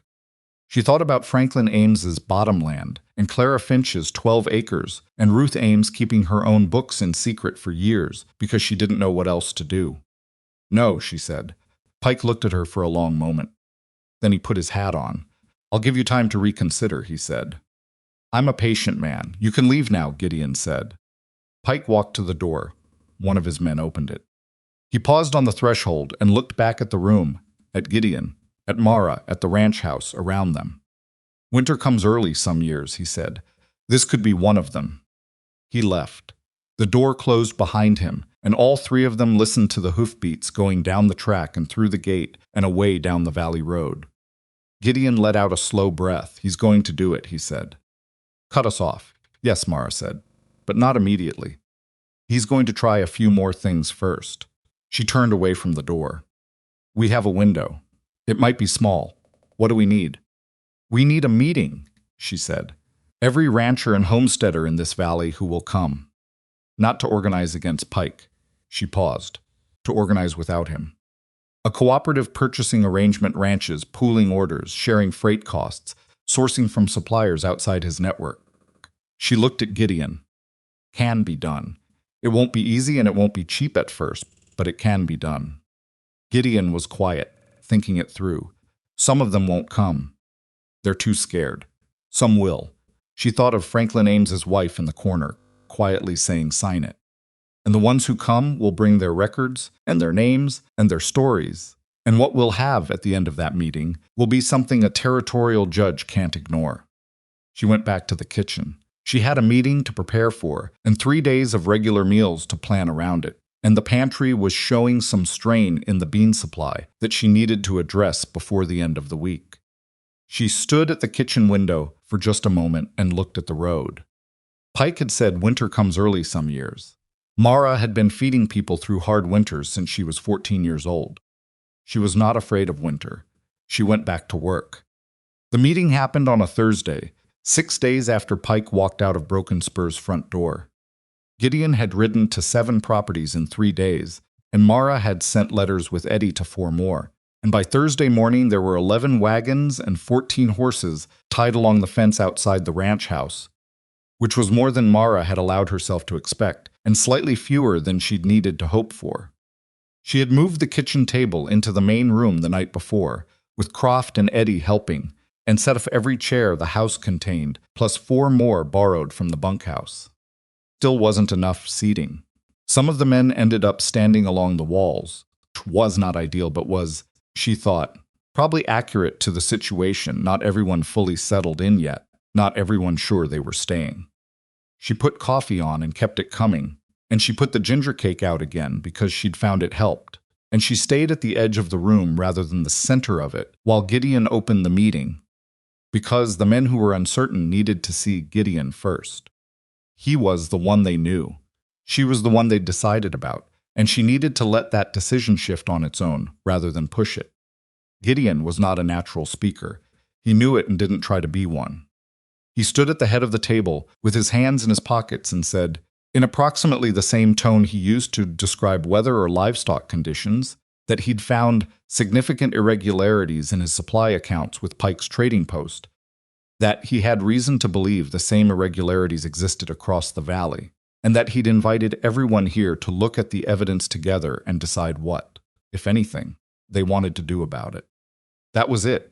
No speech, no rhetoric. Just the facts and an invitation. Tom Ames, who had refused to speak to Gideon when Gideon had ridden over, was there because his wife Ruth had apparently told him he was going. He sat at the table with his arms crossed and the expression of a man who has been dragged somewhere against his better judgment and is not making a secret of it. Edwin Calver was there too, beside Harriet, and he had the look of a man who had recently learned things about his own business arrangements that he hadn't known before and was still sorting out how he felt about that. Mara stepped forward when Gideon finished. She put the summary papers on the table and walked the room through them. Kept it short and clear. Here are the numbers. Here is how they were found. Here is what they mean when you add them together across multiple accounts. She didn't editorialize. She didn't tell anyone how to feel about it.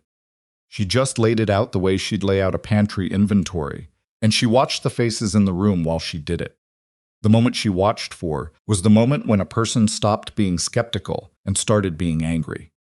It moved through the room the way a change in weather moved. Through grass, you could see it coming, the shift from stillness to something else, person by person, as the numbers landed. Franklin Ames got there first. He'd already known most of it, but seeing it written out and organized, seeing it next to other people's matching numbers, did something to his face that made him look older and younger at the same time. Edwin Calver got there somewhere in the middle. He leaned forward and put his finger on the credit document line and said, quietly, "I signed that. Not a question. Just a man confronting a fact." Tom Ames got there last. He uncrossed his arms somewhere near the end, which was how Mara knew. "He's got us over a barrel," said a man named Horace Pruitt from the back of the room. He ran a modest operation 2 valleys over, and had come, he'd told Gideon, because he owed him a favor and wasn't sure this would be worth the ride.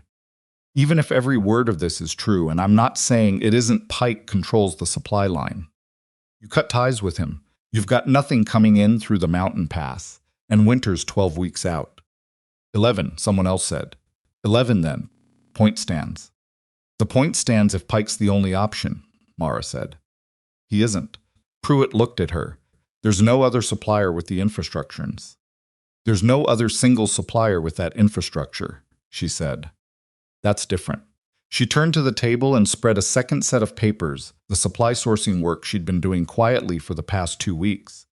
Reaching out through letters to 3 independent merchants she'd identified through her father's records and 2 more through Harriet Calver's contacts. A cooperative purchasing arrangement. Branches pool their orders into volumes large enough to attract freight carriers who currently bypass this valley because individual order sizes aren't worth the run. Larger order volumes also mean better pricing from suppliers in Cheyenne and Laramie who currently sell to Pike at wholesale, and he marks up before selling to us. She paused. We cut out the markup. We share the freight. The per unit cost comes out competitive with what we're paying Pike now, before his inflation. After his inflation, it's cheaper. The room was quiet. Who manages it? Calver said. That's for everyone here to decide, Mara said. It needs someone with organizational capacity and supply chain knowledge. I'm willing to do it. She said it plainly, without apology. I'm not the only option, but I'm an option. You've been here 6 weeks, Tom Ames said. It wasn't hostile, exactly. It was the flat question of a man who was trying to be fair and was finding it cost him something. Yes, she said. And in those 6 weeks, I've organized the Broken Spur kitchen and accounts. Identified $340 in supply discrepancies in this ranch's records alone, established contact with 5 independent suppliers, drafted the documentation you're looking at, and coordinated the records from 4 separate families. She met his eyes. I understand 6 weeks isn't long. I'm not asking for trust I haven't earned. I'm asking for the chance to keep earning it. Tom Ames looked at her for a moment. Then he looked at Gideon. Gideon said nothing. He just waited. Say we try it, Pruitt said from the back, and his voice had shifted from resistant to reluctant, which was movement. Say we put together an order. First run, test it. How long before we know if it works? First delivery would be 4 to 5 weeks if we commit today, Mara said. We'd need bridge supplies to carry through that period. I've been inventorying what's available across participating ranches, and I believe we can cover that gap if everyone contributes what they can spare. And if Pike moves to block the freight carriers, Calver said. Try. He doesn't own the road, she paused. He has relationships with some carriers, yes.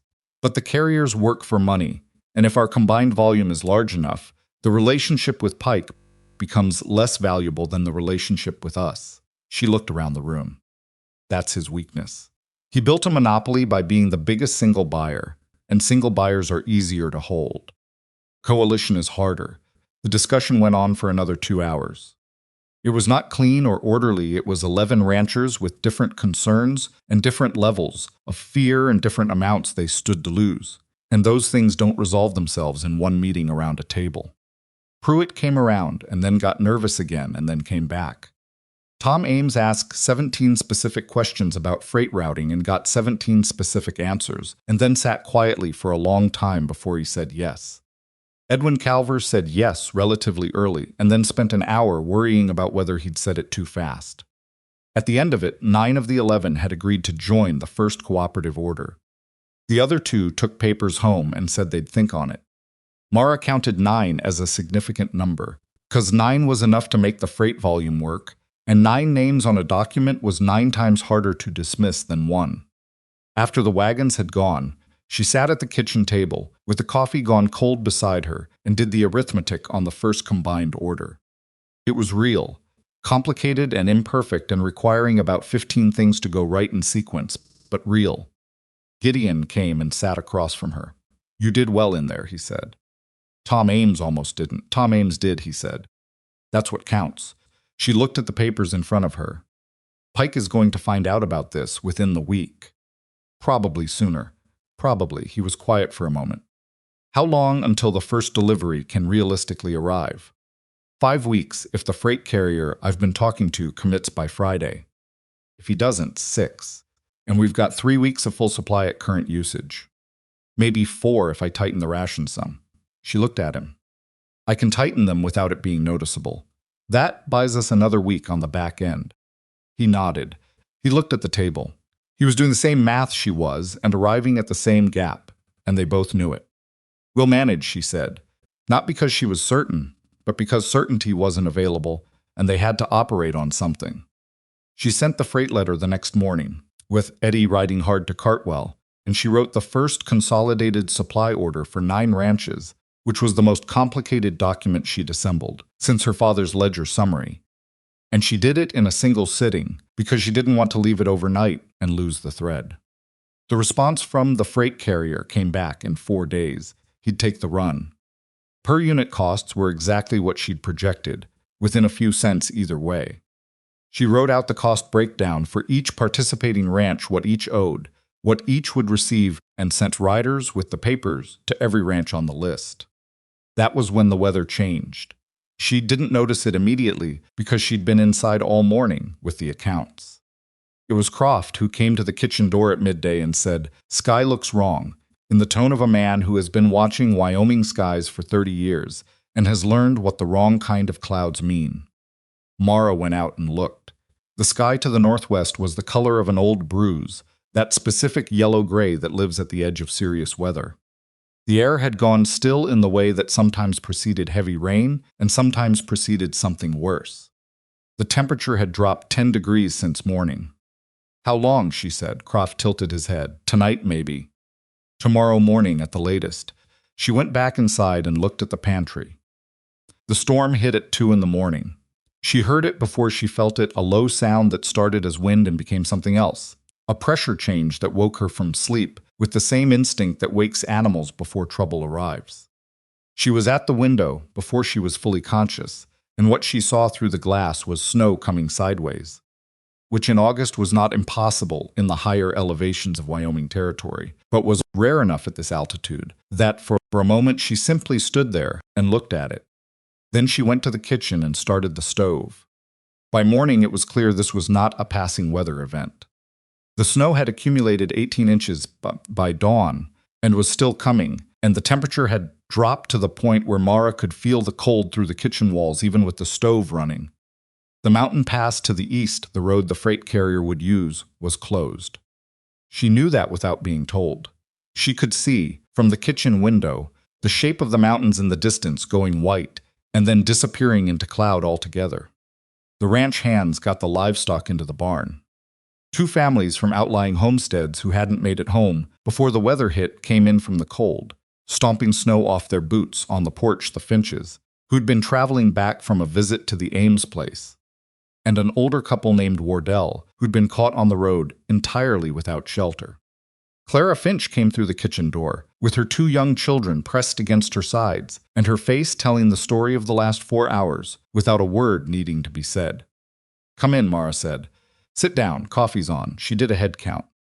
Gideon's 12 hands. Herself and Gideon, the 2 Finch children and Clara and her husband, the Wardells. 20 people total, sheltering in the ranch house and bunkhouse. Then she went to the pantry and stood in front of it with a lantern and looked at what she had. 3 weeks of supply at normal usage. That was what she'd calculated before the storm. But 3 weeks at normal usage for 12 working men was different from 3 weeks for 20 people in blizzard conditions, with outdoor work reduced but cold increasing the body's caloric demand, with children to feed, with the specific extra consumption that came from people who were scared and cold and wanted to feel that things were under control. She stood there for a while, just looking. The old fear tried to come up, the specific fear that was older than the boarding house, older than the walking, older even than watching her father on that general store floor. The fear of not enough. The fear that the number didn't work and there was nothing to be done about it. She let it come up. She'd found over the years that fighting it was less efficient than just letting it arrive and then getting to work anyway. Started counting. Potatoes in the root cellar, solid supply. Dried beans, 3 full sacks plus a partial. Cornmeal substantial. Dried beef, adequate but not generous. Preserved vegetables from the summer's canning, the jars she'd been putting up since her second week at Broken Spur, 31 quarts of green beans, tomatoes, beets, mixed vegetables. The dried apples and peaches from the root cellar, past their best but usable. Salt plenty, coffee adequate. Flour, this was the concern. She had 2 full sacks and a partial, which was enough for regular usage but not for the extra baking that cold and fear always generated. Counted forward. 11 days, possibly 12 if she was careful, possibly 14 if she was very careful, before the food situation became genuinely critical rather than just tight. She needed to know how long the pass would be closed. Gideon didn't know. Croft thought 5 days, maybe 7. One of the Wardells, who had lived in this valley for 20 years, said he'd seen an August storm close the pass for 8 days once, and once for 2 weeks. 2 weeks was a problem. Mara went back to the pantry and started building the ration system. She did not call it rationing, because people who were already frightened did not need the word ration to add to their fear. She called it planned meals, and she posted a simple daily menu on the kitchen wall each morning. And she made sure every meal looked like enough, even when it was slightly less than enough, which required specific knowledge about how to make smaller portions feel substantial, more liquid, more seasoning, more bread to fill the visual plate, even when the bread was thinner sliced, more variety in presentation so the eye was satisfied alongside the stomach. The first 2 days were the hardest, not because of the food, but because of the waiting. People cooped up in a space they hadn't planned to be in, with weather that showed no sign of letting up, developed friction the way any confined group did small complaints, small arguments, particular irritability of adults who are trying to be patient and finding patience expensive. Clara Finch's youngest, a boy of about 4, cried for 3 straight hours on the second evening because he wanted to go home, and everyone in the house could hear it, and Clara was exhausted and embarrassed and trying not to show either, and the combination was making the room tense in a way that was going to get worse if nothing changed. Mara gave the boy a small task. She put him at the kitchen table with a bowl of dried beans and asked him to sort them by size, and she made it into a game with rules and kept checking on his progress with the serious attention you'd give an important job. And within 20 minutes he had stopped crying and was absorbed in the work. And Clara Finch looked at Mara from across the kitchen with an expression that didn't need words. She managed the room the same way she managed the pantry, by paying attention to what was actually there and what was needed, and building a system that made the available resources go as far as possible. She organized the bunkhouse men into a rotating firewood detail so the woodpile stayed ahead of the burn rate. She had Eddie and 2 others check the barn twice daily and report back so the livestock situation stayed visible. She found a deck of cards in a drawer and put it on the main room table without comment, and by that evening 3 different groups of people had used it. On the 4th day, she found Croft in the kitchen at an unusual hour mid-afternoon, when he should have been occupied elsewhere. He was standing at the pantry, looking at the shelves with his hands in his pockets. She stood beside him. "How are we?" he said. "Working," she said. He looked at the shelves. "You've been stretching it." "Yes, I noticed." He was quiet for a moment. "Men have noticed. They're not saying anything because they don't want to cause trouble, but they know." She looked at the shelves. "Are they worried?" "They trust you," he said, which was not the same thing as answering the question, but was, she thought, the more important piece of information. She looked at him. They trust you, he said again more simply. Whatever you decide about that pantry, they'll work with it. He paused. I wanted you to know that. She was quiet for a moment. Thank you, Croft. He went out, and she stood in the pantry doorway alone for a moment, and she thought about what trust cost the people who gave it what it cost Croft, specifically to say that to her after the things he'd said in the first week. And she thought about what it meant that it came from him, of all people, because if it came from him, it was real rather than polite. She went back to the stove. On the 6th day, she made a decision about the remaining flour. She had been protecting it, keeping it back, using cornmeal for the bulk of the baking, and saving the flour for what she assessed as the most important applications.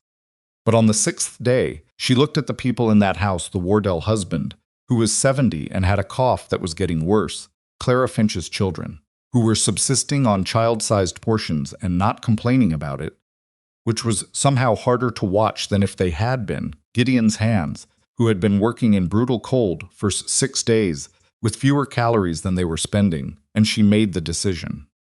She used the flour. She made proper bread, full loaves, the kind that took the whole day to rise and bake, and filled the house with a smell that did something specific to people who were cold and tired and worried. She put a loaf on the main room table and one in the bunkhouse, and she didn't track who ate how much. Tension in the house changed.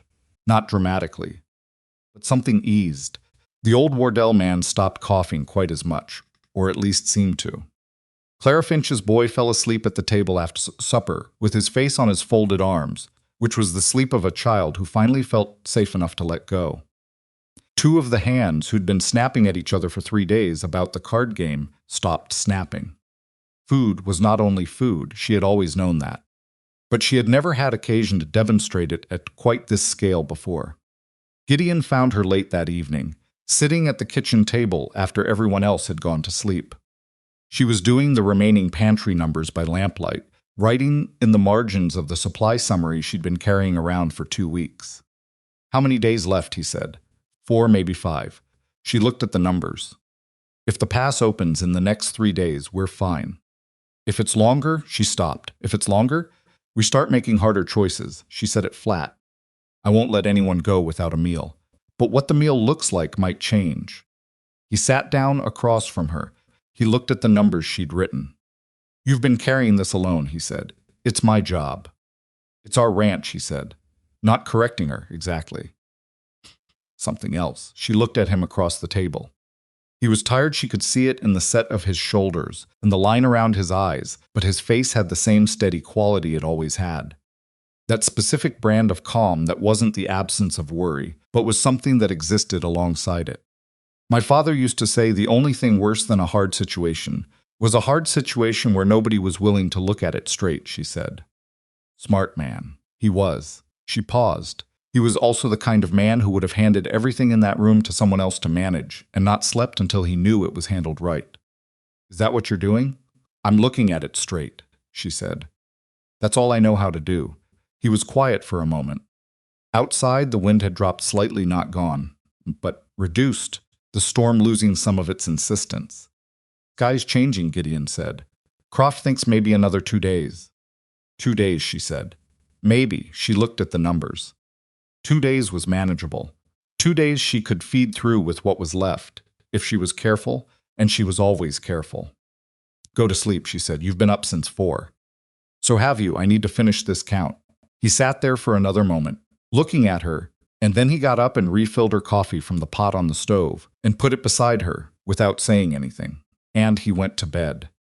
She sat there with the warm coffee and the lamp and the numbers, and she worked the margins until the arithmetic was settled in her mind, and she knew, specifically, what she had and what she needed and what the gap was and how she was going to bridge it.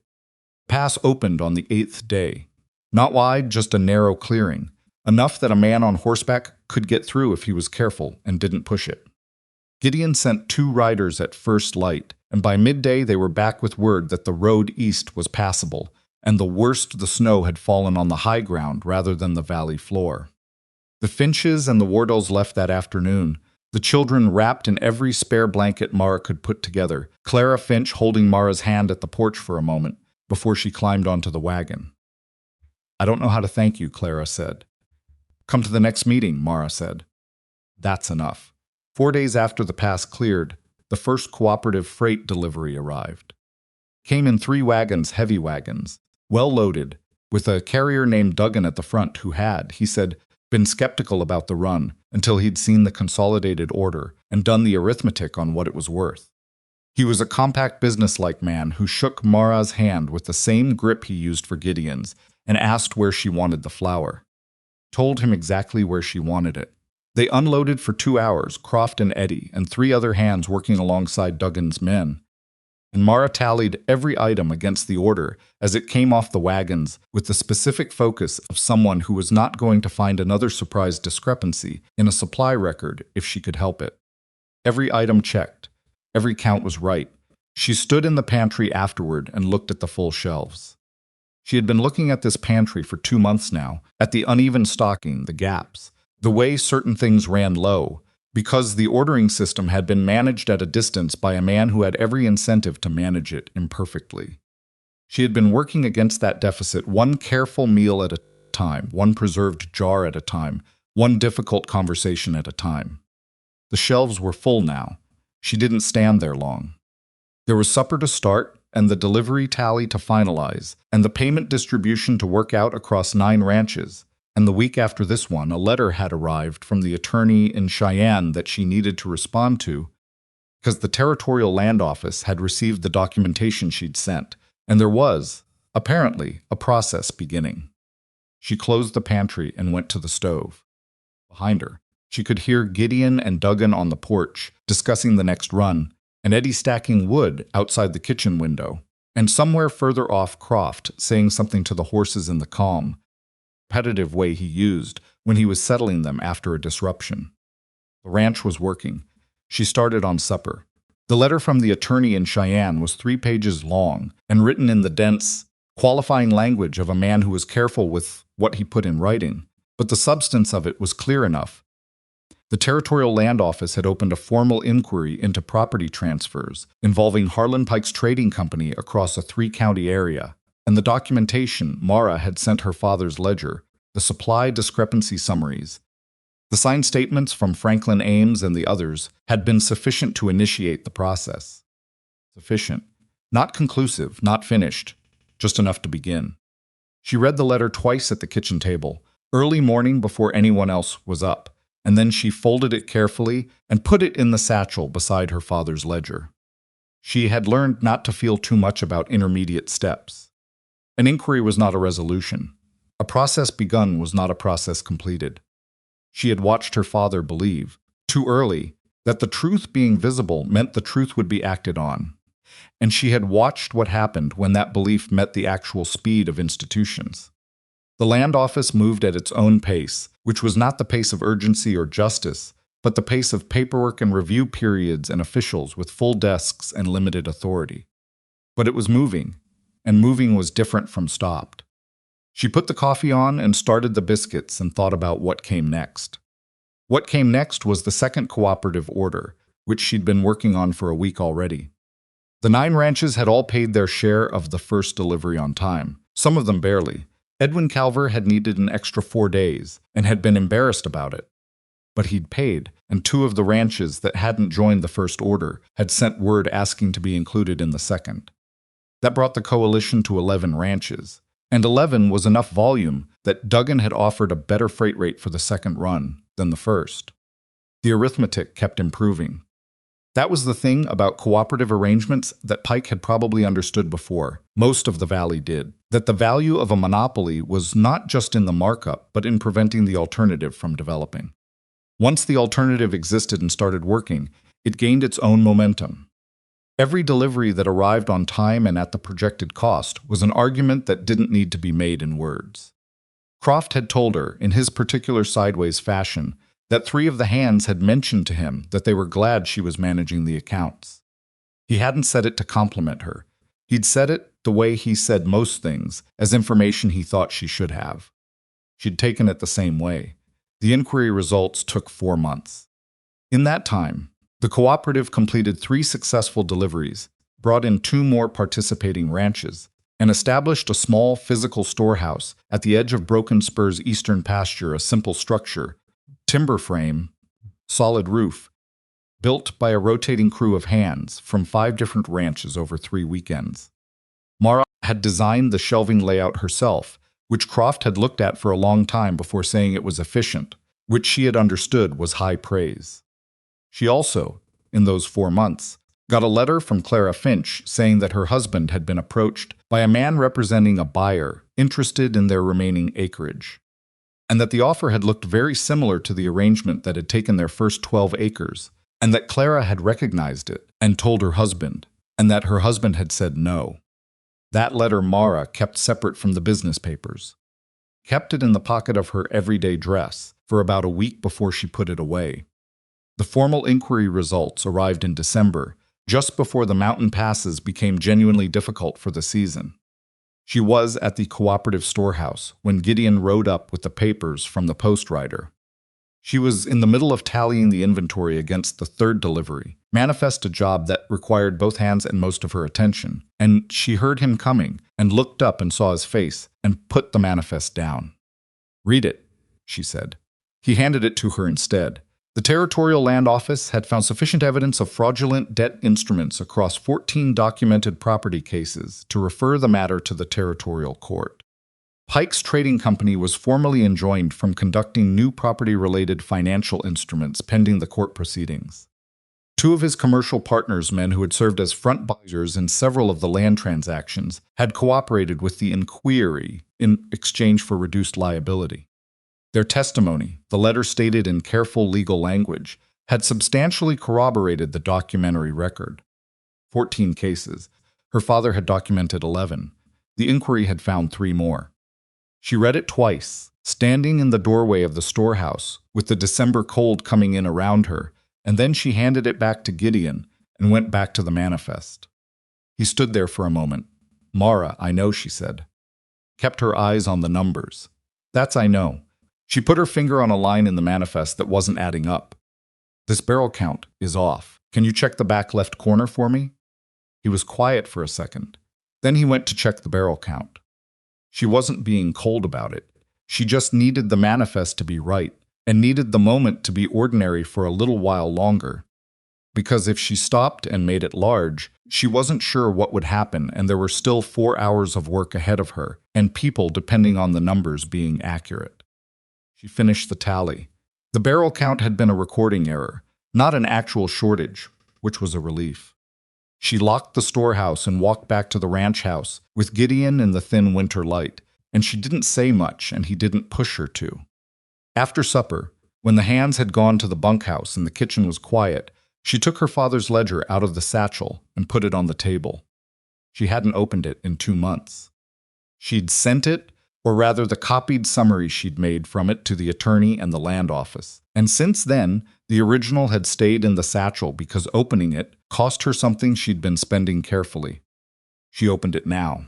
Her father's handwriting was cramped and precise in the early pages, the handwriting of a younger man who had not yet developed the slight tremor that showed up in the later entries. She turned to the last pages. He'd written the entries from the final months before the boarding house was taken, when he'd been building the record that Pike's men had come for. He'd known he was running out of time. She could see it in how the entries changed, more compressed, more urgent, dates and names, rather than the careful narrative he'd built in the early years. He'd been trying to get it all down before they came back. He had not quite made it. The last entry was mid-sentence, a name and a date, and the beginning of a transaction detail that stopped at the bottom of the page, with a line of ink that trailed off, as though he'd been interrupted. She had thought about that trail of ink a great deal over the past year. Closed the ledger, she thought, 14 cases. And what the inquiry found in those 14 cases was going to be tested in a territorial court, and the court would move at its own pace. And some of the families would get their property back, and some would get compensation, and some would get neither, because the law was not a precise instrument, and justice was not a guaranteed outcome. She knew that going in. She had known it since she watched her father discover the same thing. But 14 families knew what had happened to them now. They had words for it, documentation of it, and a legal process that acknowledged it existed. That was different from where they'd been a year ago, when each of them had been alone with a story that looked, from the outside, like their own mismanagement or bad luck. That was different. It mattered that it was different. Court proceedings began in February and ran through the spring. Mara testified once, via written deposition that the attorney had helped her prepare, because traveling to the territorial court in the dead of winter on mountain roads was not possible, and the court had, after some back and forth, agreed to accept written testimony. She spent 2 days on the deposition, writing and rewriting until every sentence said exactly what she meant and nothing she didn't. She also helped 4 other families prepare their written accounts, sitting at kitchen tables across the valley with women who knew the facts, but had never had to arrange them into the kind of language that a legal proceeding required.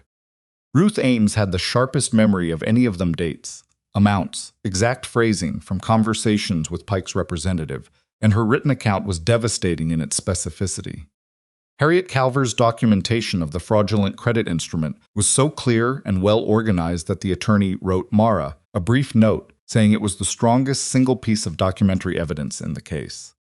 Mara passed that note along to Harriet without comment. She thought Harriet should have the original. Pike's lawyer attempted, through the proceedings, to characterize the ledger her father had kept as the record of a confused and ill man who had misunderstood routine business practices. The attorney in Cheyenne had anticipated this and had prepared a rebuttal that walked through the ledger entry by entry, cross-referencing each one against independently verifiable records. The effort her father had put into corroborating his own observations, the care he'd taken to note not just what he believed, but what he could demonstrate, turned out to be the thing that made the difference. He had not known, when he wrote those entries in his cramped, precise hand, whether anyone would ever use them. He had written them anyway. That was the kind of man he was. Mara thought about that a lot, that spring. The court issued its findings in May. 10 of the 14 documented cases resulted in orders for property restitution or financial compensation. Pike's trading company was dissolved by court order, and his remaining assets were placed under a receiver's supervision pending settlement of the claims. 2 of his commercial partners were assessed significant financial penalties. His lawyer filed an appeal on 3 of the cases, which was his right, and which would extend the process for those 3 families by another year or more, but the core findings stood. The Ellsworth boarding house was among the 10. The building itself had changed hands twice since Pike had taken it. He'd sold it to a hotelier who had sold it to another investor, and the physical structure was no longer available as a direct restitution. What was available was the assessed value at the time of the fraudulent transfer, plus interest, which came to an amount that was less than the 40 years of work her family had put into the building, and more than Mara had let herself expect. She sat with that number for a while. Then she took it to a meeting with Gideon and the 11 cooperative ranches and proposed using a portion of it to build a permanent cooperative storehouse structure, a proper one, not the timber frame they'd put up quickly the previous autumn, but a real building with adequate insulation and ventilated grain storage, and a small office where the accounts could be kept. The ranches agreed to match her contribution from their own cooperative operating fund. They broke ground in June. She was there for the breaking, standing in the field in the early summer heat with the other ranchers and their families, watching Gideon drive the first stake into the marked ground. And she thought that her father would have had something to say about this moment, something careful and precise, and probably involving a number. He had always, in the end, come back to the numbers, because the numbers were what was real when everything else was contested. She had come back to the numbers, too. She was still thinking about that when Eddie appeared at her elbow, 22 years old now, and no longer quite as permanently startled as he'd been, when she'd first handed him a bowl of potatoes and a knife. Croft wants to know if we're eating before or after the steak ceremony, he said. After, she said. Tell him 20 minutes. He says the biscuits are going to be cold. Then he can stand closer to the fire. She looked at him. Eddie, ma'am? You're not calling me ma'am anymore. You've been at this ranch long enough. He grinned. What do I call you? Mara, she said, the way you would anyone else you work with. He thought about this for a moment with the serious consideration he brought to most things. Okay, he said. Mara, Croft says the biscuits are going to be cold. Tell Croft the biscuits will be fine. He went off, and she turned back to the field and the stake, and Gideon, standing beside it with his hat pushed back and dirt on his boots, talking to Franklin Ames about drainage. Because Franklin had opinions about drainage that he was always willing to share, and Gideon had long since learned to listen to them, because Franklin was usually right. She watched them for a moment. She had been at Broken Spur for nearly 10 months. She had arrived with blistered feet and a satchel that was mostly ledger and no food in her body since the previous day's half biscuit on a fence post, and she had asked for water and gotten supper and gotten work and gotten, incrementally, something she hadn't set out looking for because she hadn't known it was available. She had also, incrementally, stopped hiding bread. It had not happened in a single moment. It had happened over a long stretch of ordinary days, the first time she'd left the kitchen without checking her pocket, the first full week she'd gone without waking in the night and reaching for the satchel out of habit, the first morning she'd realized she'd eaten breakfast without calculating whether she deserved it. She didn't know when exactly the habit had finally let go. She only knew it had. She still kept the old metal cup from the day she'd arrived. It sat on the kitchen windowsill at Broken Spur, just inside the glass, where she could see it from the garden. She wasn't keeping it as a memorial to suffering. She was keeping it as a reminder of a specific and important thing, that what a person needs and what a person asks for are often two completely different things, and that the distance between them is where a great deal of human damage gets done quietly and over time. Mara had asked for water. She had needed food, yes, and rest and safety in the immediate sense, but also to be seen without being assessed, to be helped without being managed. To be in a place where the first response to her presence was not a calculation of what she was or wasn't, what she deserved or didn't deserve, based on how she happened to be built. She had not expected to find that. She had been walking that August morning, not towards something but away from everything, and Broken Spur had simply been the next gate on the road. She thought about the women in the valley, Ruth Ames keeping her books in a drawer her husband didn't open, Harriet Calver carrying the knowledge of a fraudulent document for 2 years because she couldn't find a way to name what she knew, Clara Finch learning, slowly, that her observations were not less reliable for having been made from the corner of the room. She thought about what it cost a person to know a thing and have no place to put the knowing. She had found a place to put it. More than that, she had helped build one. That was not something she'd planned. You didn't plan the things that turned out to matter most, in her experience. You showed up with what you had. You did the next necessary thing. And sometimes the next necessary thing led somewhere you wouldn't have found if you'd tried to find it directly. Gideon came across the field toward her when the staking was done, dusting dirt from his hands, and he stopped beside her and looked at the marked ground. Another month, he said. 6 weeks, she said. If the timber delivery isn't late, I'll ride to Cartwell and confirm it next week. I'll write ahead first. Save you the ride if it's already on schedule. He looked at her. You don't have to save me the rides, I know, she said. I'm saving Cartwell the extra confusion. He almost smiled. She had learned the geography of his almost smiles over 10 months where they started, at the corner, and how far they traveled before they stopped, which was rarely very far but was always real. The building's going to need a name, he said. The ranches should agree on it. All of ours. They'll want you to name it. You know that.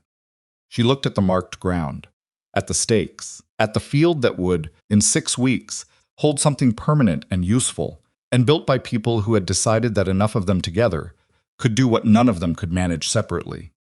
Ellsworth, she said after a moment, not because she needed the memorial. Because her father had started the work that made the building possible, and he hadn't lived to see it, and there should be something in this valley that said his name without apology. Gideon nodded. Ellsworth Cooperative Storehouse. It's a lot of words for a building. Then just Ellsworth's, he said. People will shorten it anyway. She thought about that. Her father's name above a door in a valley he'd never visited, attached to a building that would outlast most of the people building it, doing the work that mattered, keeping people fed, keeping the numbers honest, making sure no single man could ever again make himself the only option between a community and what it needed to survive. All right, she said. Ellsworth's. They stood together in the early summer light for a minute, which was longer than either of them usually stood still. And then Mara said, "Eddie says the biscuits are getting cold." And Gideon said, "Eddie says that about everything." And they walked back across the field toward the tables set out under the cottonwood trees, where 12 ranching families were waiting to eat together and celebrate the beginning of something that didn't have a name yet beyond the practical one. The timber, they married in September under the same cottonwoods, on a morning that was cool enough to be comfortable and clear enough that you could see the mountain range to the north outlined sharp against the sky. Mara wore a dress she had made herself from fabric. She'd ordered through Duggan's freight run, dark blue wool, fitted to her actual shape, not the shape she was supposed to want, and it fit the way good clothing should fit, like it belonged to the person wearing it, rather than the idea of the person. There was no ceremony beyond the legal one, which Gideon had arranged with the county clerk who rode out for the occasion. There were no speeches. Gideon said what he needed to say to her privately. The morning before, sitting on the porch with his coffee, in approximately the same tone he used for everything which she had come to understand, was not the absence of feeling but its most honest expression, undecorated, offered because it was true rather than because it sounded right. He had said, "I'm not going to tell you that you need this. You've been fine without it, and you'll be fine regardless. But I want it. I want you here, specifically, as mine and me as yours, and I think you want that too, and I'm asking." She had said yes before he finished the sentence. At the wedding, Croft shook her hand with both of his, which was the most demonstrative she had ever seen him, and she appreciated it proportionally. Eddie cried at some point, and then was deeply embarrassed about it, and she pretended not to notice. Ruth Ames and Harriet Calver came with their husbands, and Clara Finch came with her children. And Franklin Ames made a short toast that was mostly about freight costs, but ended with something genuine that made 3 people at the table look away to collect themselves. Food was good. She'd made sure of it. She had also, without telling anyone, put a water barrel beside the ranch gate, with a ladle hanging off the side. Not the original barrel that had been replaced twice in the year she'd been at Broken Spur, but a barrel in the same place, for the same purpose, so that anyone coming down that road on a hard day, regardless of what they looked like or where they'd come from, or how long since they'd last eaten, could stop and drink without asking permission. It was a small thing. She knew it was a small thing. But she also knew that the smallest visible acts of ordinary decency were the ones that stayed with a person longest, that the offer of a ladleful of clean water at the right moment could be the difference between a person clean moving and a person who gave up, and that you almost never knew, when you made the offer, which one you were doing. She had kept moving. She thought about that sometimes, in the ordinary evenings at Broken Spur, the evenings that were unremarkable in the way that the best parts of a life are unremarkable. Just the accumulated weight of days that were mostly good and sometimes hard and never perfect. She thought about the version of herself that had stood at that gate with blistered feet and an empty stomach and so much practice at needing nothing that she'd almost convinced herself it was the same as having enough. It was not the same. She knew that now, with the particular clarity of someone who had learned it from the inside rather than being told. Needing nothing was not strength. It was the shape that strength took after it had been worn down long enough and had nothing left to protect. Real strength was knowing what you needed and being willing to name it. Real strength was opening the pantry when fear said to close it, and signing your name to a document when your hand wanted to shake, sitting in a room full of frightened people and saying, "Here is what we have. Here is what we know. Here is what we can build together." She had asked for water. She had needed someone to see her without deciding what she was first. She had gotten both. At a gate in Wyoming Territory, on a hot August morning that she would carry in her memory for the rest of her life, not as the beginning of her good fortune, because she did not believe in fortune exactly, but as the morning she stopped walking away and started walking toward, even though she hadn't known, at the time, that there was a difference. There was always a difference.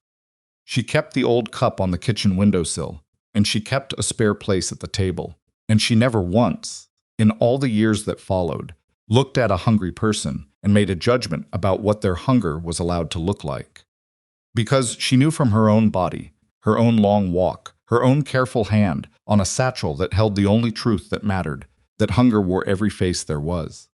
And the only right response to it was the same one Gideon Vance had given her on the day they met. Not a question about whether she deserved it, not a calculation about what she looked like, or how much space she occupied in the world. Just supper, set down without conditions. That was the whole of it.